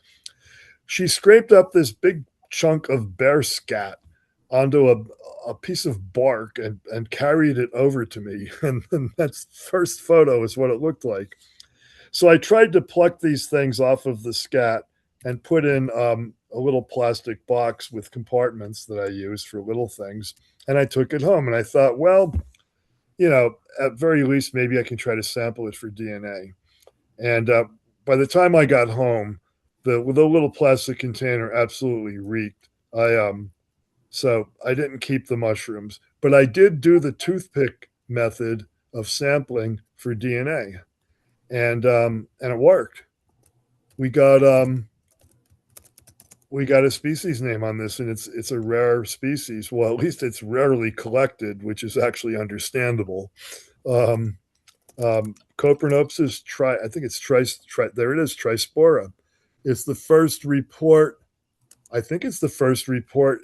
It might be the first report in North America. I think it is. Wow. On INAT. Now I don't know. I didn't do much research other than that. But it's apparently a very rare species. That's so neat. I'm glad I went through the trouble of bringing it home. It took me over a week to get the stink off of that little plastic container. I had to soak it in lemon juice water and scrub it with soap and water a few times. But it's but it was sort of worth it because this is really a good find. And how did you guys know it was bear scat? It was just obvious. It was big. Uh-huh. Okay. Really. I mean, I'm saying it was bear scat based on the size of the deposit. I can't think of anything else that could be out there. Mm-hmm.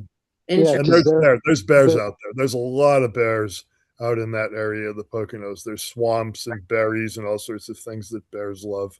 So there's a lot of bears out that way. Yeah. Yeah, I believe it. We get Coprinopsis I find a lot of Coprinopsis on deer dung.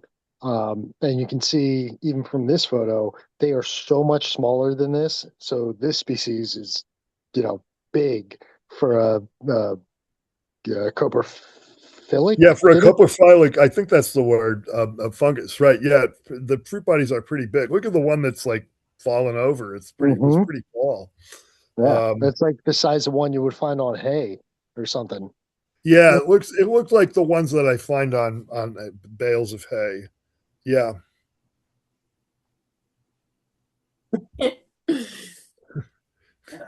Cool. Good chair. Nobody asked if it's edible. Do you want to provide some insight? Well, I would assume. Didn't try it. Yeah, I would assume don't drink alcohol after it. That's probably the one warning. Well, the real problem is if you ate it, you might have already been drinking alcohol. That would a large amount of alcohol might be a prerequisite, for actually trying that. But anyway, I'm not going to. So look, another Coprinopsis. So this one is it's a numerically coded species. Indiana 01. So Steve Russell apparently has found this and has had it sequenced. So what's so interesting about this one? It's I want to make sure I say this word the right way. So correct me if I'm wrong. Secotioid. Oh, it never opens? It doesn't open. Yeah, it's like sort of like a puffball on a stalk. Sort of. The gills are just it's just like a mass of now maybe there are gills in there that are just all stuck together at making a sort of a solid mass. You can see here, I tried to show in a photo that you can peel thick layers off of, the part of the cap that's housing what would have been gills. But anyway, yeah, this is an example of now I'm not sure how many different species of agarics can occur in this secotioid form. There are some. There's like some species of Amanita that only grow like this.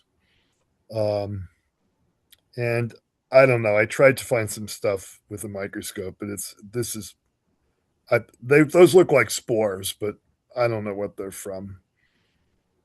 I mean, I guess there were a fair number of things that looked like spores I found in a smash mound, I suppose. Oh, look at that. There's a fair number of them. So I guess maybe those are spores. And some kind of cystidia. Looks like maybe some kind of cystidia.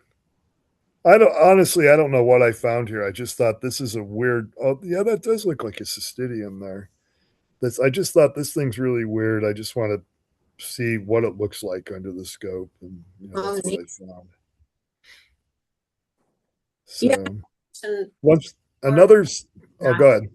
I think there's more Coprinopsis that grow that way, like in Arizona, maybe in the desert. That would make sense because that's where they get a lot of these secotoid fungi is in the deserts. That looks like a basidium there in that last photo. Neat. Oh, right there. Yeah, that looks like a basidium. So I guess that stuff that's inside the cap wants to be gills, but for some reason it isn't.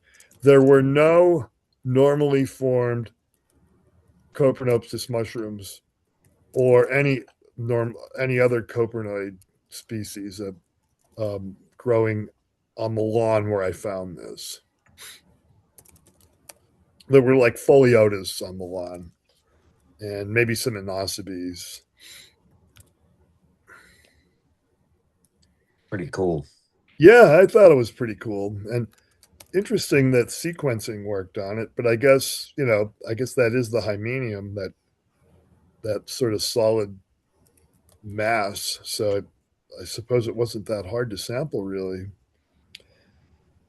Okay, so I thought this was a stecturanium.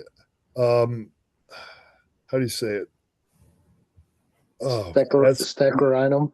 Steccarinum. I thought this was Steccarinum. In fact, I proposed. There's probably, you can see it here, what I proposed at one point. Not Ocratium. I proposed a different Steccarinum. Bordeauxii? Yeah, I think it was Bordeauxii is what I proposed. But I got, I sampled this, sent it in, it got it sequenced, and it is this other and this Metuloidea, oh man, murashkinskyi, is it does have a hydnoid hymenium, so it's got spines. It is hairy. It's supposed to be hairy. And I found, and this is new in North America. John Plischke also found one that was more mature than these. His was sequenced. And this one these seem to be pretty much at or just prior to or just beyond maturity.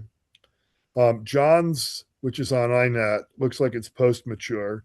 And this stipe-like part becomes a lot longer. It's a lot longer in his. And his is more faded too. It doesn't have the brownish color on the hymenium. So yeah, so this is interesting. It was not the first time found in Pennsylvania. John found it, and somebody else found it too. Somebody else found it down near Allentown, I think. I talked to Hannah Huber about this, and because I think this might be invasive. It looks like it's only in the eastern part of the country, so it looks like maybe it came in from someplace. So it's an interesting species, and I think I have another link right next to this one that's going to show the same species, but it's going to be a lot younger and collected in January, which was really weird. And when I found the version in January, it wasn't very well developed yet. It was, I guess, just very fresh, very new. But you can see it does have that yellowish hymenium. Now, I did not report this as being hydnoid, but chances are these were so young that they didn't have much structure at all underneath. Maybe just a few really small bumps. But I found this thing in January, and I just thought, what the heck is it? It didn't ring a bell with me in any way. So I sampled it. I sent, I didn't sample it. I just sent in a fruit body as part of winter mycoblitz. And it's this, the sequence says it's the same thing as that other one we just saw. So pretty interesting. Dave, what'd you find that on? Excuse me? What was the tree that it was grown on? Some sort of hardwood. Yeah. It was an area with almost all hardwoods. Yeah. Oh yeah. There's Looks like oak, maybe. Looks like a pretty hard wood, probably oak. I used this name before. Oh, all right. Yeah, I had used this name and I found the observation, and mine is post mature, so it looks a lot different. John's looks a lot different than this. But I described it as sterium with teeth, and nothing else made sense. Because that's how I know Bordeauxii, Stechorhinum Bordeauxii.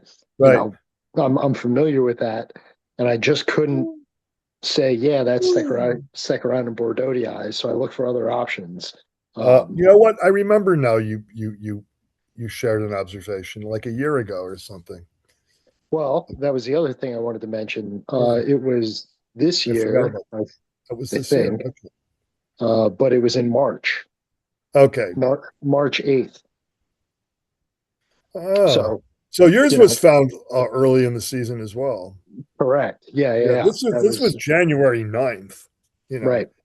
Not in a particularly cold area around here, but still, January is like very early for something like this to just be getting started, because these look pretty young. Like they. Now maybe this thing started growing in November. I don't know. Well, that's the thing that kind of lines up. They do look young, and this is a month before the kind of post-mature thing that I found. Yeah. Yeah, and So, my other ones that looked mature, I forget what the date on that one was. It wasn't real early though. I think it might have been May or June. That's when I noticed this kind of weird little stuff, is when there's not many other things to find. Yeah. I mean, this picture right here. Oh no, it was September. Huh. I'm sorry. This picture right here, it just, Stechorhinum Bordeauxii is that was the only thing that I could have thought it would be. Same here. That's what I thought. Yeah. Cool. Yeah. Yeah, Marisol found this in New Jersey in 2020 and got it sequenced, and it came back this name. So, okay. Yeah, the dots on INAT are mainly, there might be one in the Great Lakes region, I forget, but they're mainly in the eastern part of North America and Europe. I think this was described from China or someplace in Asia.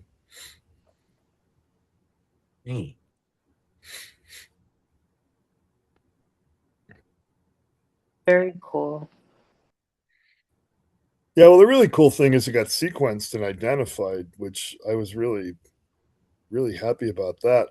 Now, this is probably the weirdest thing tonight.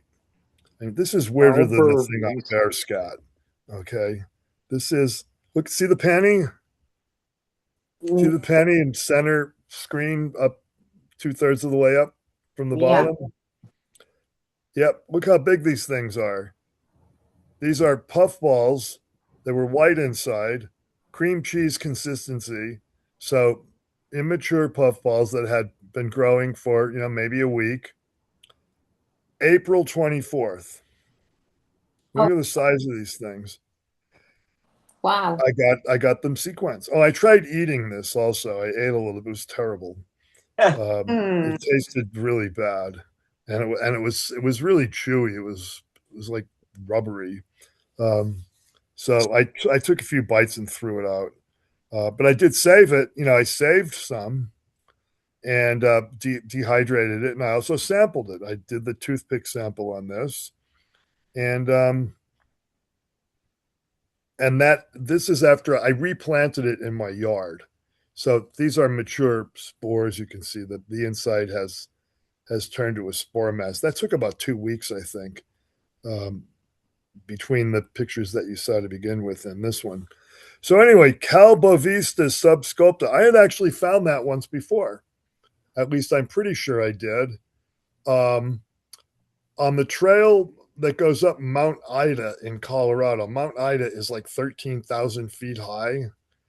And so I found this Calbovista subsculpta thing at probably about 7,000 or 8,000 feet ASL, and that's where it supposedly grows, is at relatively high elevation in out west.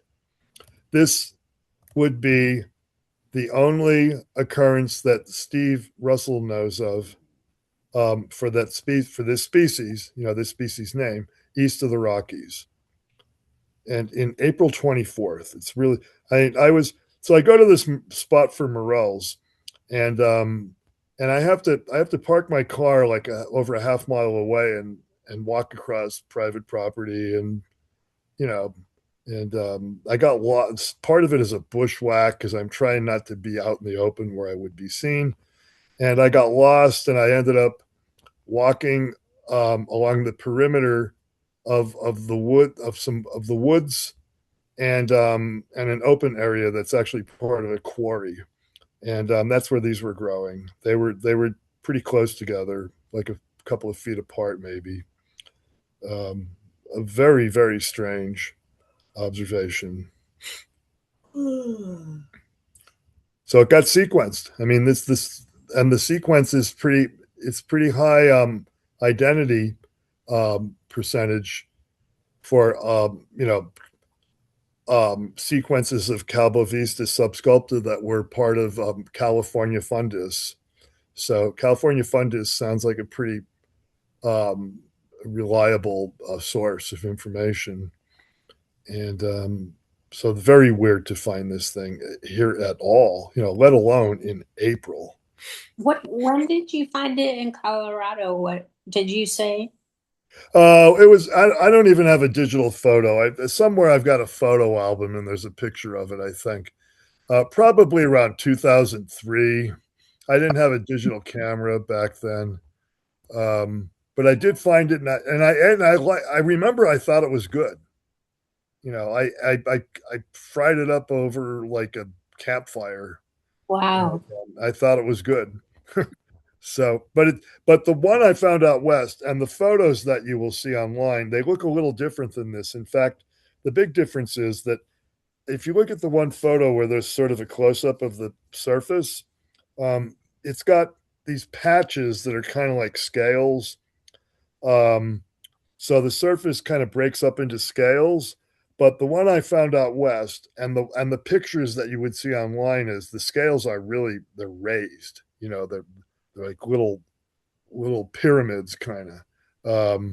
So I think this is probably an undescribed species, to be honest. It's just close to this Calbovista subsculpta.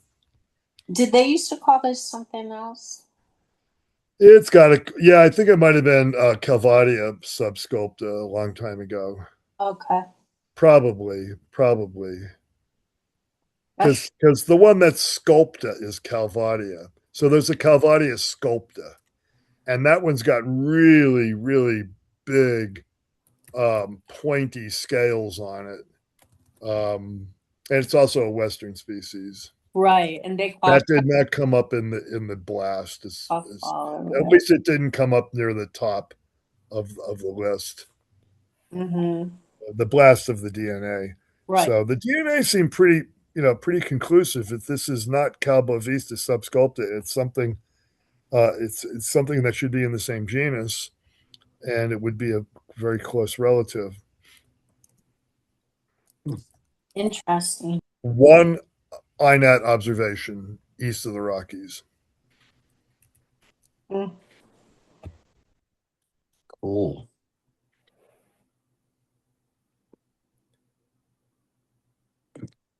I think that was all you had sent in. Did you send in another? Yeah. Oh, wait. No, I didn't. I was going to send one other thing, but instead I just sent Igor an email and we had a discussion. I actually have one thing to share tonight. It's kind of, for me at least, exciting news about boletes. Something that we found at the last foray at Green Turtle Pond. I could probably share my screen if possible.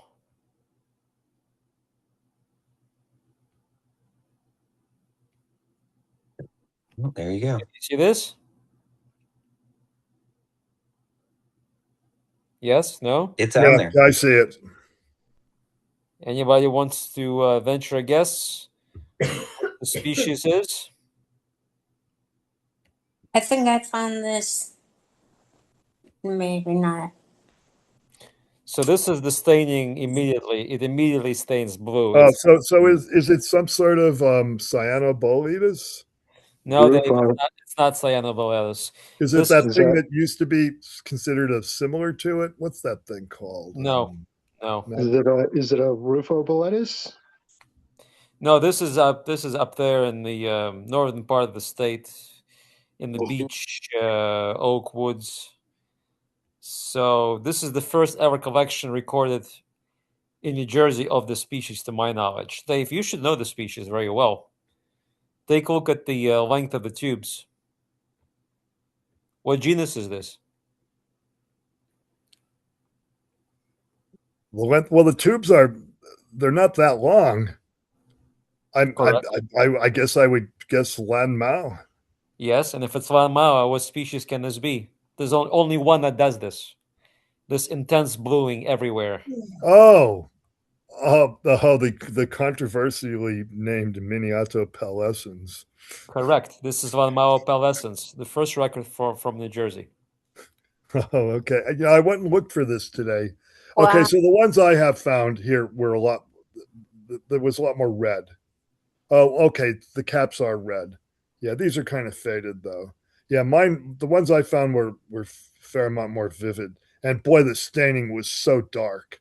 It was like a Neoboletus, really dark. Yeah, like that one it was really fast. It's immediate and it's really deep, like cyan blue. I mean, yeah, that's why I thought maybe cyanoboletus, but that's wrong. Is that fleeting? Is that bluing? You said it's really fast, so it's like fleeting or almost flashing. it's immediate. I mean, you cut this thing, you cannot even see the color of the flesh. Yeah, it goes really fast, and it stays Wow. blue for a while too. Yeah, and eventually it fades to this olivaceous color that I showed in the other Okay. photograph. But that's like okay. in person, like it turns so blue, it's almost black. Yes. Yeah, that was the ones that I found. It's been a few years. I went looking for this today. I went to the spot where I found it, but it wasn't there. So this species is characterized. So this is its main trait. I mean, no other Lanmaoa is going to stain that quickly in that dark blue. Okay, not even Carbonial liver. And the caps are this sort of orange red color. And of course, you handle this is going to, stain blackish blue everywhere. And the stipes are bright yellow. Sometimes they're almost entirely bright yellow, like lemon yellow. Sometimes they're flushed with some sort of orange red, sort of similar to the color of the cap, but not like not intensely and not everywhere. So once I saw this thing, and I only seen it in the flesh, I think this is my second time, I knew exactly what this was. Okay, so that was very exciting. This was collection by Svetlana McCoy Rusanova. She goes to our forays a lot, and she likes to eat boletes. That's all I know about her. Yeah, I met her last year. I think she was going to go to Japan. Do you know where she went? I think she goes everywhere, and I think she told me she would be going somewhere for the next 2 weeks. I think she's going to to the Poconos. The Poconos region. I forget Yes. what place specifically. Already.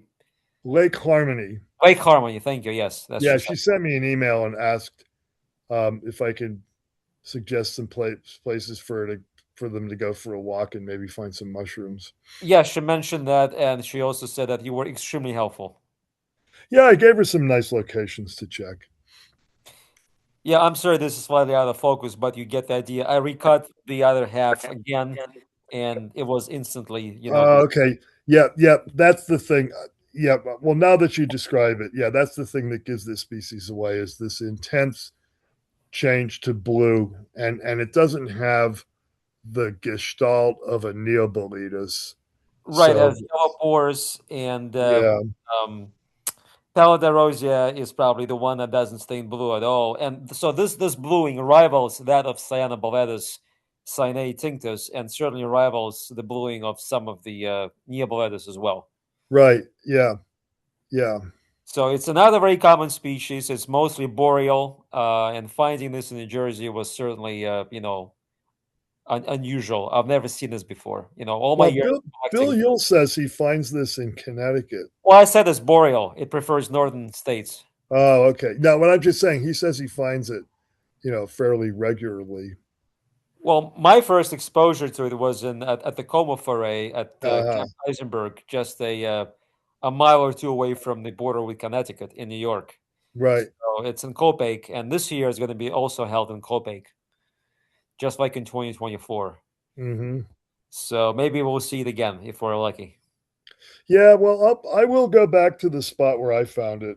I'll wait another week. I'll try again. The year that What's it the came name of out species? twice. There What's were two that? fruitings, like 3 weeks apart. What's that, Shihong? What's the name of species again?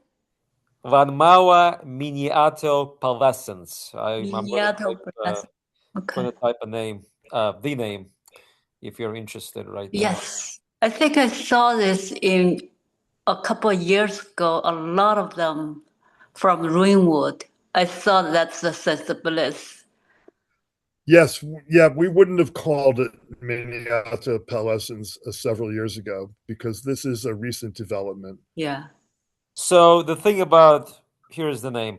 So the thing about sensibilis, the identity of sensibilis is still unknown. It's up in the air because the type, Peck's type, Charles Horton Peck's type has not been sequenced and has been sort of, there's only been two candidates for sensibilis. It's either Miniata pallescens or it's Carbania liver. If you go into Index Fungorum and read a description from there of sensibilis, Peck leaves a lot of ambiguity around to still doubt as what it could be. So it's either one or the other, and I tend to think it's probably Miniata pallescens. That's my guess. Yeah, I think so also. Igor, is there another genus of boletes that shares that same epithet? Is this what would have been Boletus No, there's a But Miniata it would have been Boletus in older field guides. Yeah, it was described as Boletus, just like Miniata Yeah. olivaceus, which is a member of Pulchroboletus, another genus. And the version in the older beset field guides is probably wrong anyway. It's probably not the same species we're calling. Now, in the Besset's book, the images that represent Miniata pallescens are associated with Lanmaoa carminipes. And Lanmaoa carminipes is a deprecated name because it's synonymous with Lanmaoa pseudosensibilis. We know that from type sequencing. So their concept of carminipes was wrong all the way from the beginning. Yeah, INET has two observations of Lanmaoa miniato pallescens from New Jersey, but Can you share those? Yeah, I'm not sure they're the same thing. They're probably potentially. I think I canceled my sharing, right? Correct? You don't see it anymore. Yeah, no, Yeah, Jason's you sharing. Yeah. Here, we'll start at the beginning.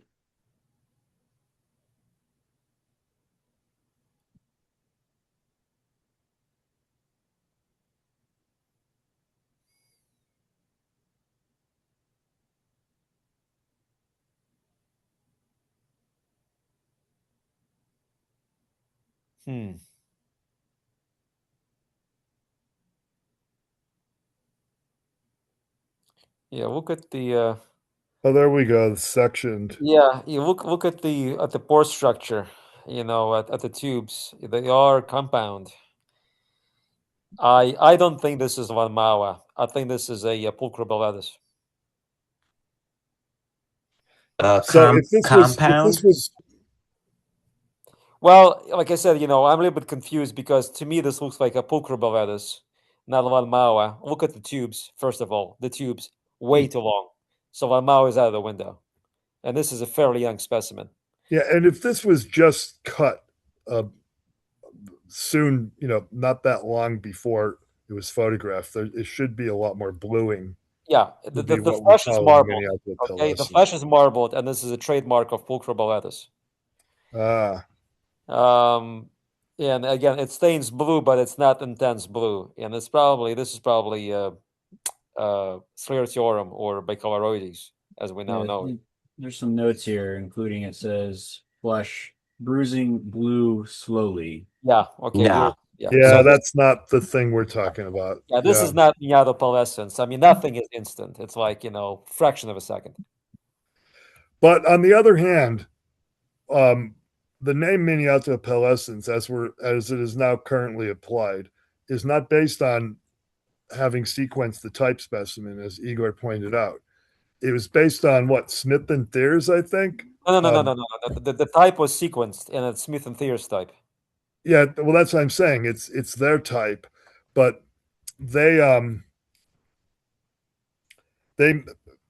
Scott Pavel thinks that they found Sensibilis, and there's another species by Smith. They call it Boletus sensibilis variety subvicidus. That species is conspecific with miniatopalescens.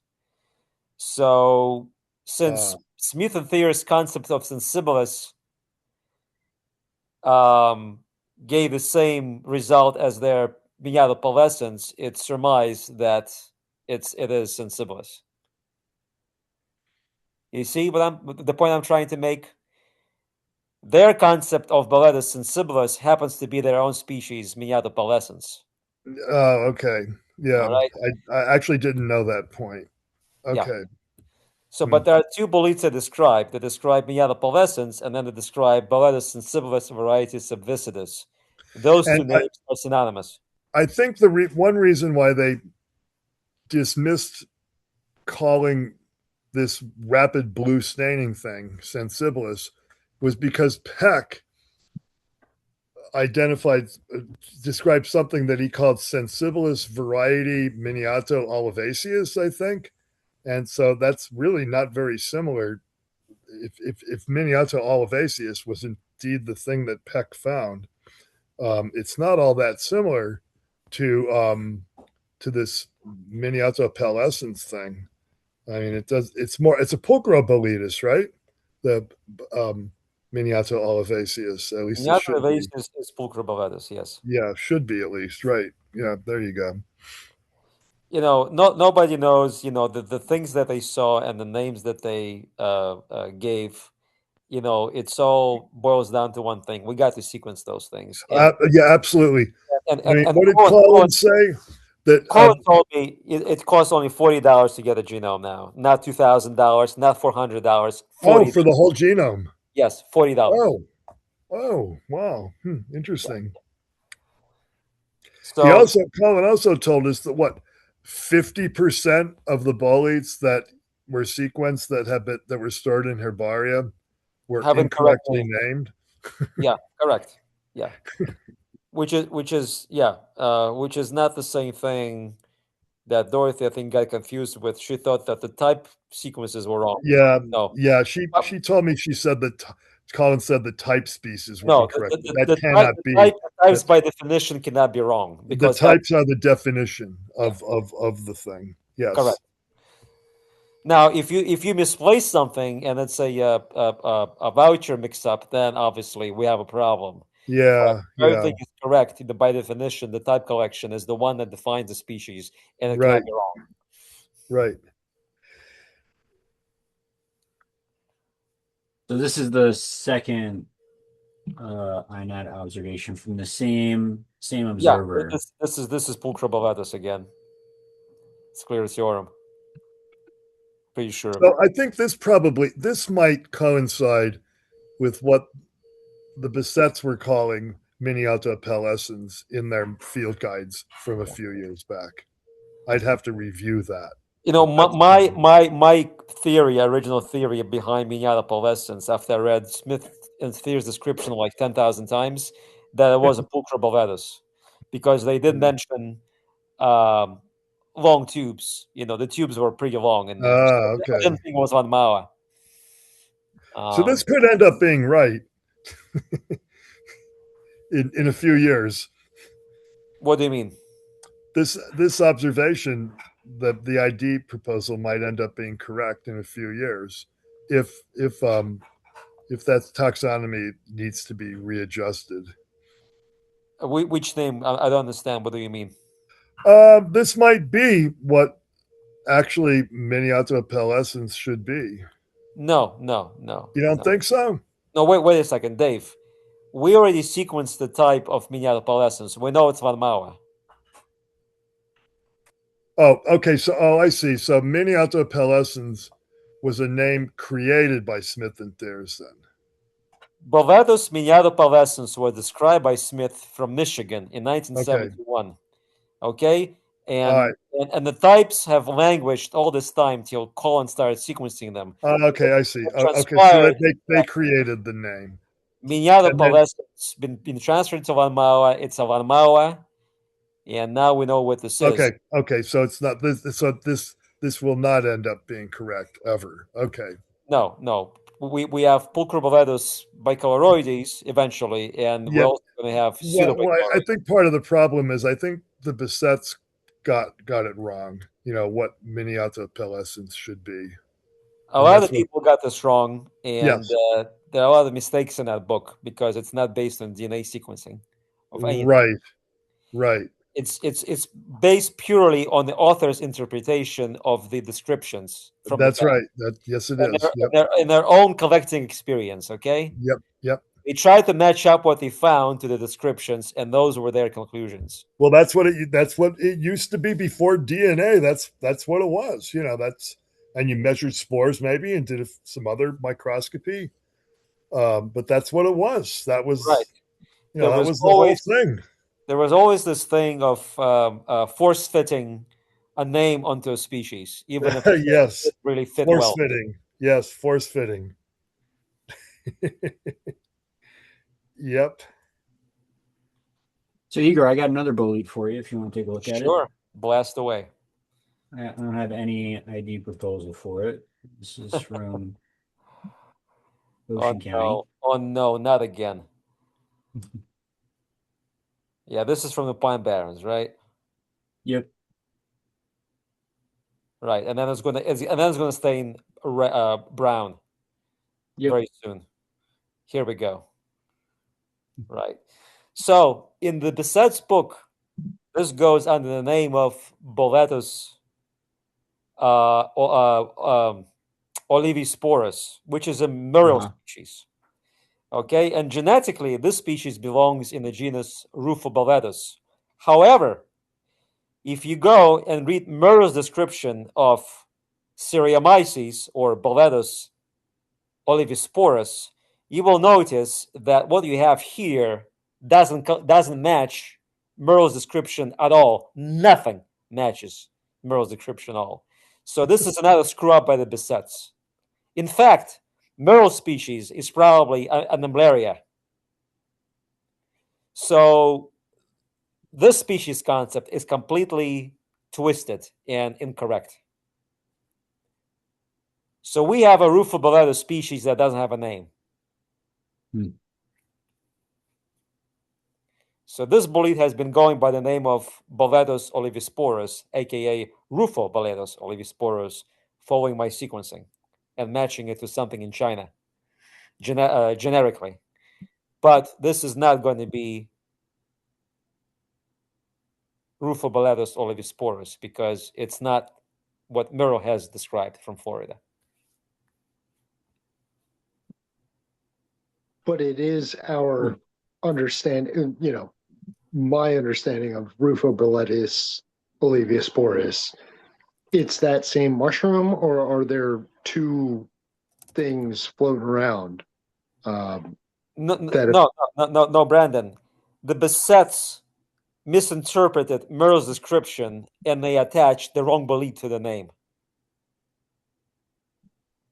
Gotcha. So that Boletus olivisporus, Rufoboletus olivisporus, whatever the new genus is, I forget what it's going to be, but it's all the same mushroom, right? What's the same mushroom? The Boletus olivisporus. The bolete, Or- we've been incorrectly calling Boletus olivisporus, that is now clade in Boletus, is not Boletus olivisporus merle. But is it one species or is it a complex? No, there are two different species. I can share something with you right now so you can see it.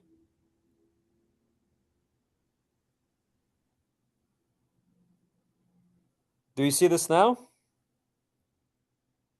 Yes. So Cereomyces olivisporus, because later in his paper he then transfers it to Boletus. Okay, so this is the species we're talking about. Read the description.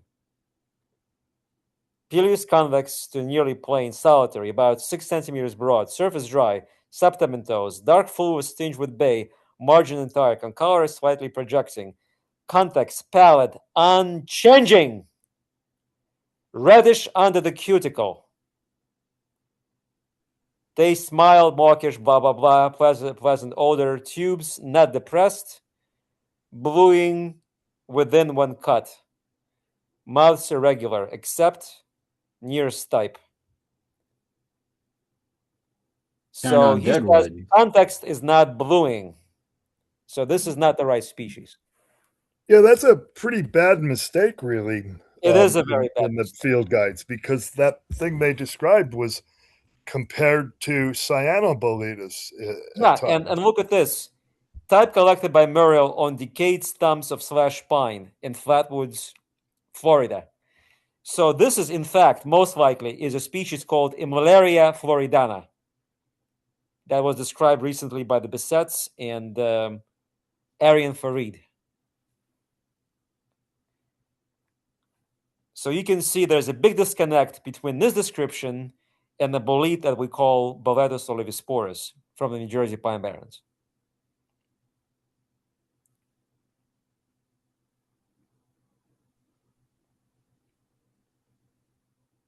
So which one was Jason's? Jason's is an undescribed species, or maybe it was described in an old literature, but it's not Boletus olivisporus. We don't know what it is. Right. But what do we call it? Like, if I find the thing, I sent you an email about the one that I found recently. And I think I told you what how to call it. Maybe not. Yeah. Yeah. You gave me the projected name, right? Yeah, I gave you a projected name. It's going to be Boletus, and the possible but the name that we want to give it to, Colin, we talked with him. It's going to be Mutabilis.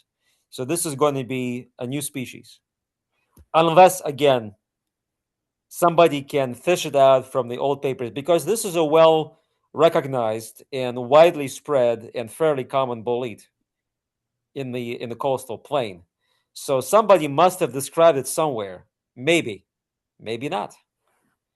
But it's certainly not Boletus olivisporus merle, as you can see from this description. So Igor, can I share my screen again? Let me stop sharing.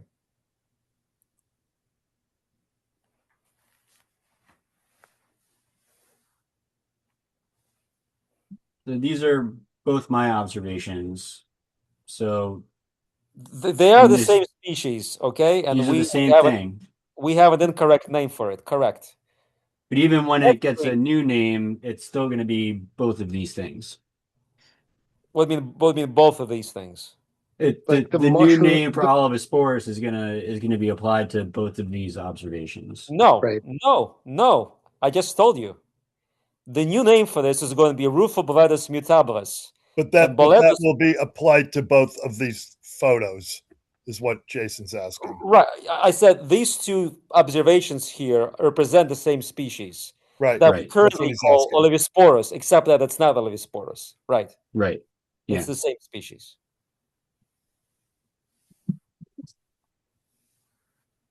That's crazy. So it's a beautiful bolete, and when it gets old, where you handle it too much, it turns into this brown nondescript mess. And this is why we called it mutabilis. We want to Oh, give it an epithet mutabilis because it's so mutable. while we're doing beautiful boletes, after getting back from Green Turtle Pond, Where we found over 40 species of boletes. I Dave, you took missed a a great foray. Yeah, took a I know. It's kind of a long drive for me, and I had a long day on Saturday. Oh, I If I know this knew, one. if I knew I would see so many boletes, I would drive 3 hours to get to be there. Yeah. Well, we had a big foray on Saturday locally here, and I was pretty tired. But yeah, I thought about coming, but it's a lot. It was long. It was like over 3 hours one way. 2.5. Okay, 2.5. Yeah, Well, my drive was. Exudoporus frostii. Okay, I know this one. No, you don't. There's 4 of them. Well, that's what they're all called, though. Yeah. They're all called frostii, but it's a species complex. Right. Okay. Or maybe we just have issues with populations not exchanging, with no gene flow, and they sort of kind of diverge slightly. But yeah, I would call this Exudoporus frostii, and it's a very nice edible mushroom. Despite the Yeah, it fact is good. I've only this, had it once. I found it in Connecticut at Coma, and it was the last day of the foray, so I put some in the refrigerator and took it home and cooked it at home. It was pretty good. I liked it. yeah, despite the fact that it has red pores and blues, we found one frostii at the Green Turtle Pond foray, and I found it. But when I found it cut. Somebody went there before us with a knife and collected boletes, and Uh, they picked it up, they cut it, and they threw it away. ah, And I brought it in, and I was like the sole example of frostii from the foray. huh. I have never found this species around here where I live. It's very rare in New Jersey. I've only seen it like maybe like 3 or 4 times in the last 20 years. this was at a lair like like 1 foot off the trail. Yeah, I've seen it in the Pine Barrens once, and then I saw it in uh, middle New Jersey, like around Clinton, I-78 corridor. And I saw it at Green Turtle Pond, which is up north. Yeah, So, but that's a big spread. it's a big spread. I mean, it's in the state, but it's pretty rare. And by the way, at Washington Crossing, when Nina and I went, we hosted that mushroom walk with the people from the Nature Center. We went to another location at the park, and we found, to my amazement and amusement, for the first time, Purpureorubellus biliae, first ever record from New Jersey. Hmm. And it's also a very rare bolete overall. So I preserved it, and I'm going to be posting it to Mushroom Observer when the time allows. Nice. Is It's Brandon fun. still here? It's Where did you find that one, Igor? Washington Crossing State Park. Okay. I think that's near where Luke found his. Luke found his in Pennsylvania. I forget exactly where. It's on INAT, or maybe it's on MO. Yeah. I think he found it closer to Philadelphia, maybe. Oh, okay. But yeah, I mean, geographically, Yeah, I I'm think, just thinking that, yeah, his collection is more inland because this species Yeah. is predominantly coastal plain. And Washington Crossing is certainly not the outer coastal plain. I think it has a different geology. Jason would know. Yeah, no, definitely not coastal plain. Yeah. So, and I've been to that location in the park 20 years. And I've come to that place probably like, I don't know, 50 or 60 times over the last 20 years. I've never seen it there.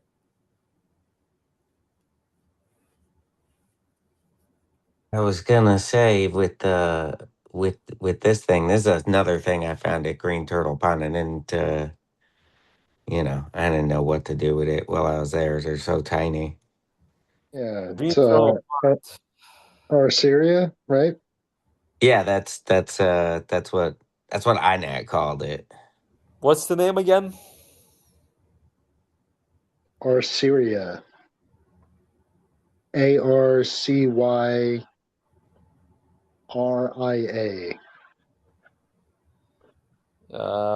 Is it Nasco? Is it a Well, It's a slime mold. slime mold? Yeah, that's what I surmised. Okay. And you know so what? I was having some troubles. I would take one and I would secure it, and then I would go and take it to blow it out, and whew, gone. Yeah. Yep. What? What do you do? Well, I honestly I take photos and I say it's a red Arceria, and that's where I leave it, because the way they have to blow these out. And one of the distinctions is how easily the capillation is removed from the colliculum, which is that central stipe that goes up through the entire thing. And trying to do that is impossible. It all sticks together, Like if I touch them, it's like a little smoke bomb. Yeah. But it, like, trying to blow them out, I was like, they just gone, disappeared, rocketed off. I don't know. Well, there's some aspect that is sticky about these things. So like when I'm trying to, let's say I even successfully blow out the spores. Once I do that, even the capillation sticks to my tweezers and things like that. So they're tough to work with under the microscope. It's nice you got some spores, but yeah, I think Arceria, one of the red ones. All right. But there's more than a handful of red ones. So it's tough. Yeah, like I still have them. So I'm thinking, I don't know, maybe I wait a little longer. Maybe it'll be easier to mess with, because these were pretty cool. Yeah, that's the capillation. That is really nice. Yeah, and I was like, because you know what it is? It's just, I try to flatten it, and it pushes pushes the slip cover right up. Yep. It's like literally trying to put work with foam. Right. It rehydrates itself under the scope. Yeah. So, Yeah. So so like this was like so it the best raises it up. focus I could get. So maybe even just peeling a piece of this off. Yeah, but again, you can try. They're so small, and Like if I could just get like a tip of the razor blade of the capillation, maybe, instead of like, a chunk of a. You also want to work with some that are more mature. Some of the peridium is still intact on these, and you can tell that from the macro photo. So you want to get them when they're more, puffed out.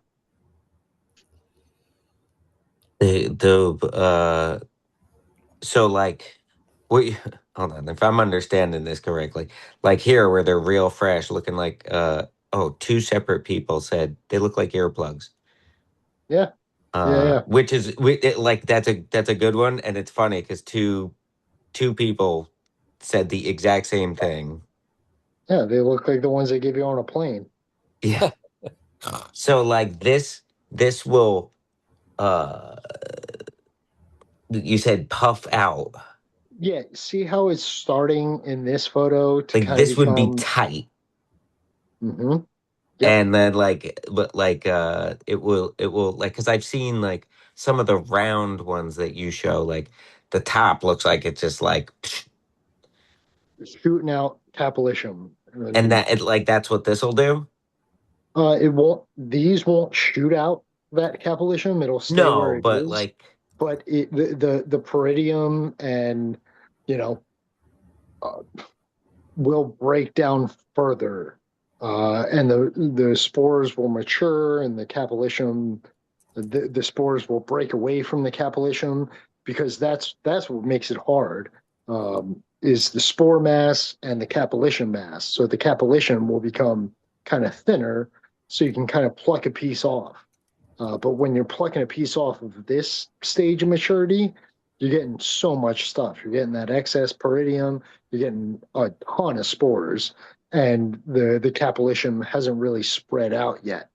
So it'll look more like cotton candy, right? It's the cotton candy yeah. slime mold.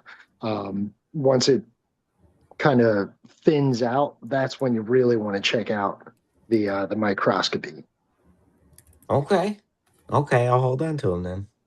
And it will do that in situ if you give it the right conditions. If you, what is that, on a stick, like a Oh no, point?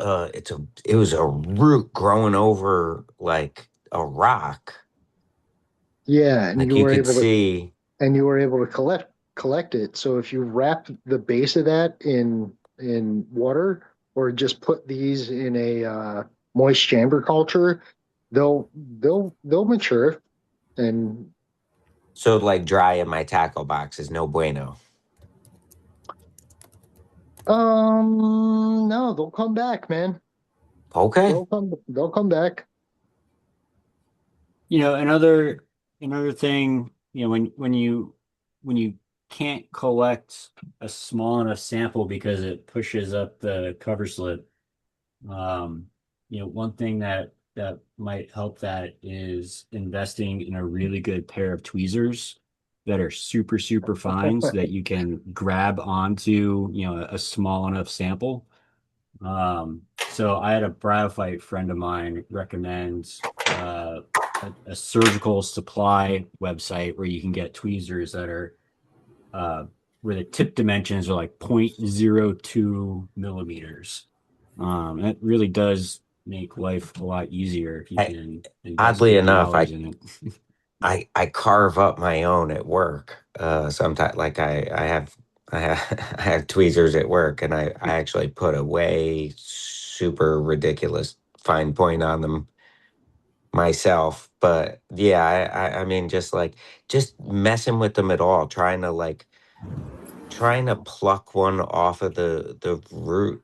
It's all just, you know, Yeah, there's a good chunk of them on there. So I think, I could give it a bunch more tries.